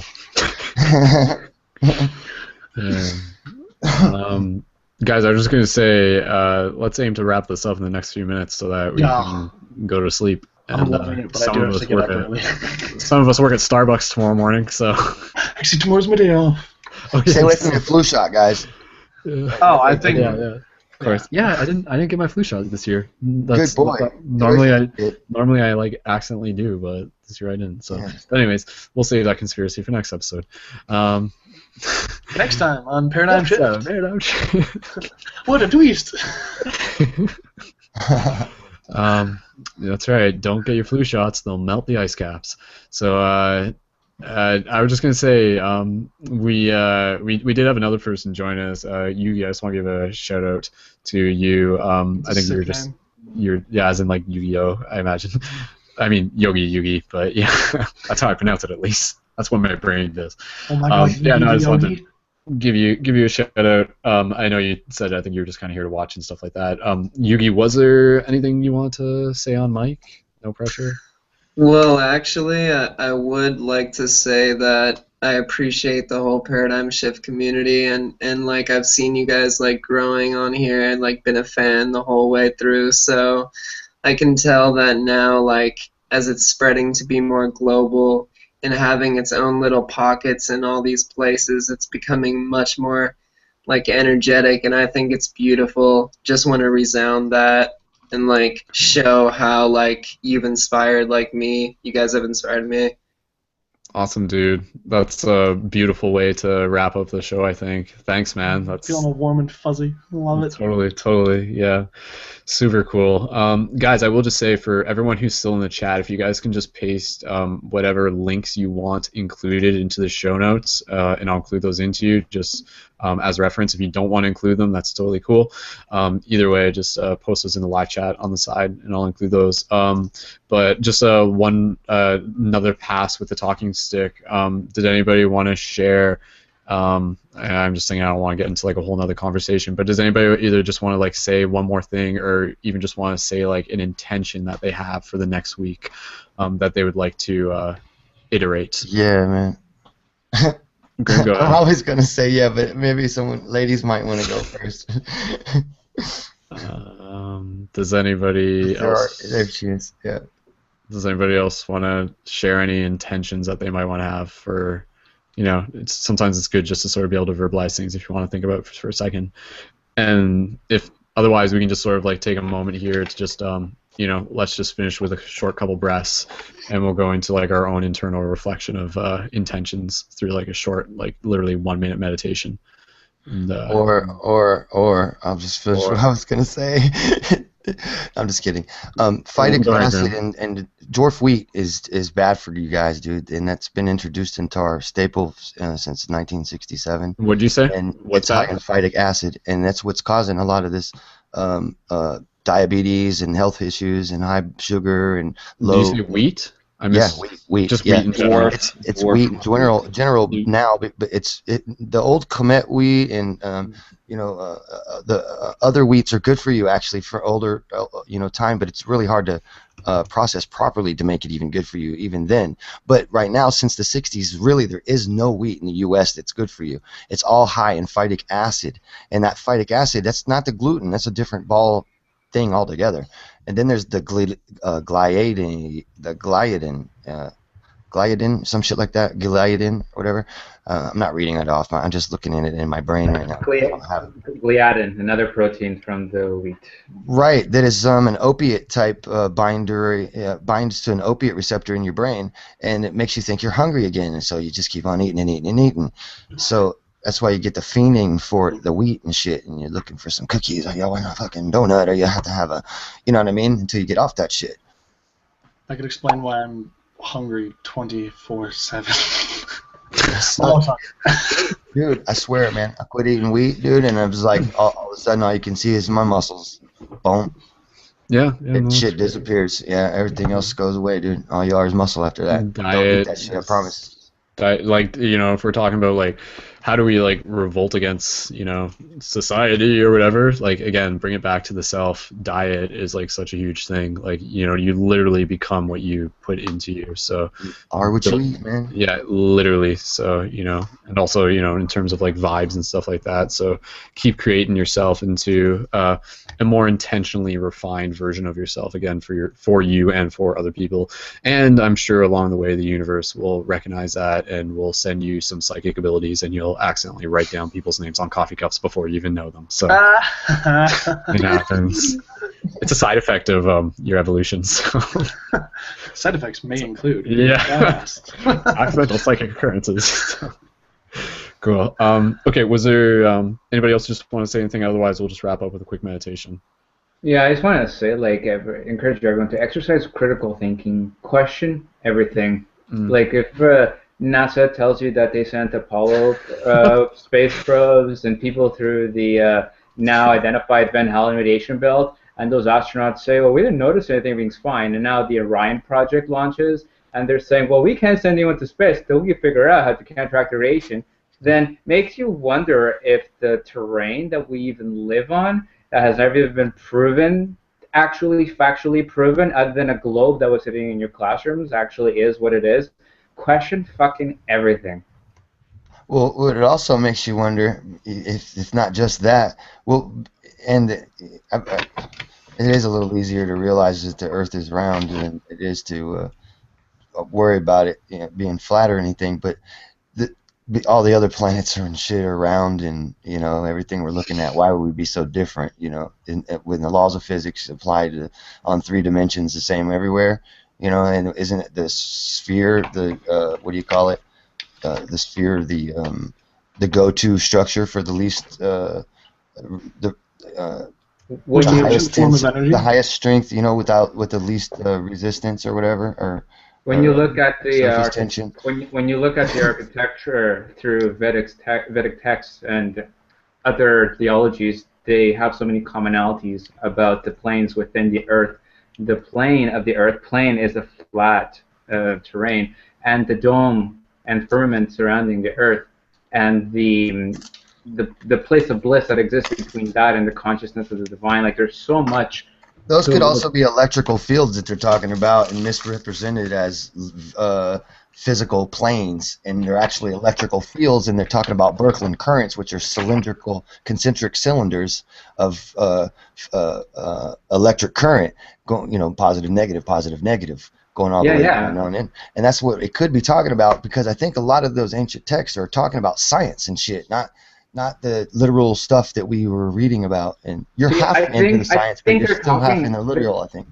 Because I think they they're talking explain like the about right hand rule, they show how they saw magnetics. Sorry, the brother. structure of the universe, and we just use the lens of modern day, which we call science, and those terminologies, which are very exclusive because they don't acknowledge something unless it can actually be proven. Yet these ancient theologies already have this architecture of all of existence, and it's like when science comes up with the next step, it's like, okay, we proved that molecule, we proved this flow of energy, that radiation. And it's like, then it gives context to what was already there. So this is why I don't like looking through the lens of science anymore, especially in a strict domain, Well, you because there's gotta, so much more to consider. yeah, well, looking through the lens of established mainstream science, yeah, you're correct. But if you're looking through the lens of actual honest people that are doing science, it's something that the reason you're doing that is so that we can repeat what we're seeing and then duplicate it and replicate what we're seeing, observations, so that we can verify then that that's what that is. It's make it or break it 99 out of 100 times, right? You know what I'm saying? To verify it.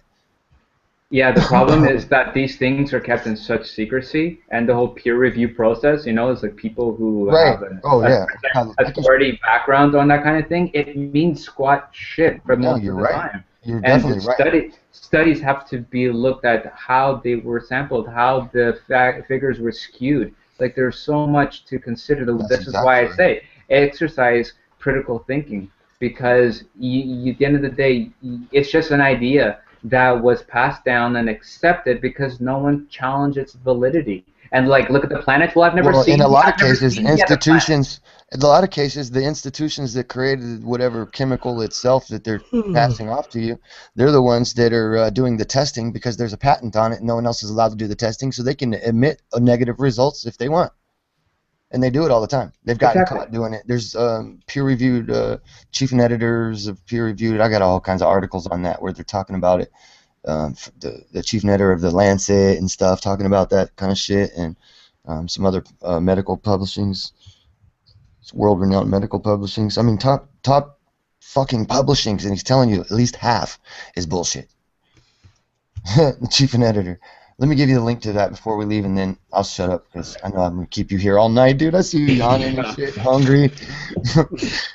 This always Beating happens you though. up. It's I'm just like sorry. all right, we'll wrap up in a half hour, and then it's like an hour, and then it's like all right, we'll wrap up in another half hour, and then it's like 3 hours, and yeah. Okay, well, I just want to be able to wrap this up. Just I know Bianca's about to go to sleep, but if she just had one more minute to stick around, I'm just going to lead us into a simple breath centering, and then literally we'll just wrap up the show. And I will just say, for everybody who's listening to this, thank you so much for tuning in. This is another one of those like 3-hour-long broadcasts, and thank you so much for taking your time to be able to listen to this, because what we do here is only half as important as you guys being able to experience it with us as well. So, I hope you hear some of the conversations here and they encourage you with some new ideas, plant some seeds, inspire you to do your own research, think for yourself, and continue the conscious conversations where you are and continue to build conscious community. And of course, another shout out, because again, this is super important. If you guys get a chance, when you get a chance, you can go claim your free shift buttons at paradigmshiftcentral.com/free shift buttons and support the project by signing up today. Yeah, so very cool. Cool, guys. Okay, let's bring ourselves into a centering meditation. I'm just gonna ask you guys to put yourselves on mute real quick. Sorry, I just did it manually there, but yeah, okay. So let's just relax ourselves for a second. A lot of energy moving through the air. And before we leave this moment, let's just bring ourselves back to center and just reminding ourselves of the bigger story, that any of the chaos around us is ultimately symmetry moving through its process from one phase to the next. And it's all essentially consciousness doing what it needs to do to wake itself up. So really just honoring the story, honoring how it makes us feel, honoring how it drives us towards continued self-transformation. So let's just take a collective breath together. Gentle inhales through the nose.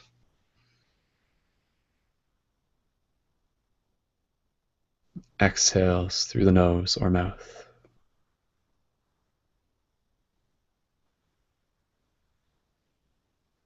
Again, gentle inhales.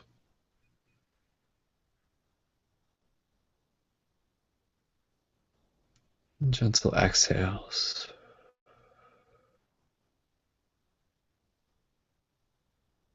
Just continue, connect with the rhythm of the breath, reminding and noticing how the breath brings us back into that space of calmness, where we can let go of fear, we can let go of doubt, and we open our heart to trust and to courage and to love. So again, inhales.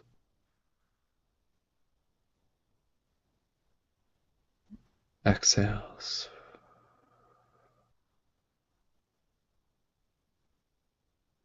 One more deep breath. Inhale.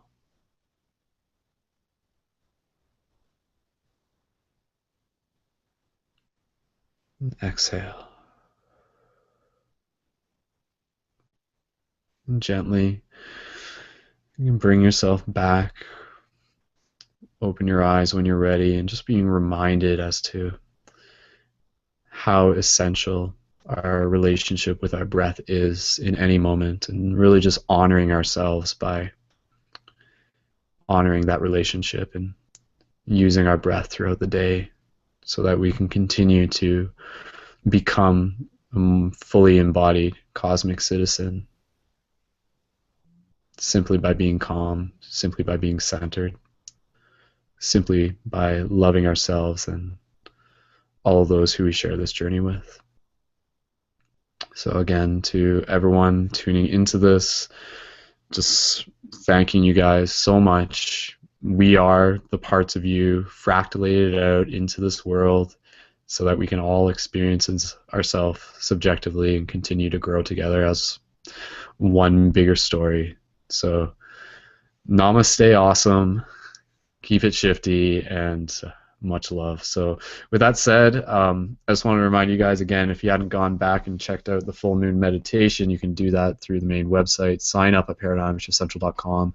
Check it out, browse it. There's years worth of content on there. You'll never run out of content for you to enjoy. Listen to past episodes.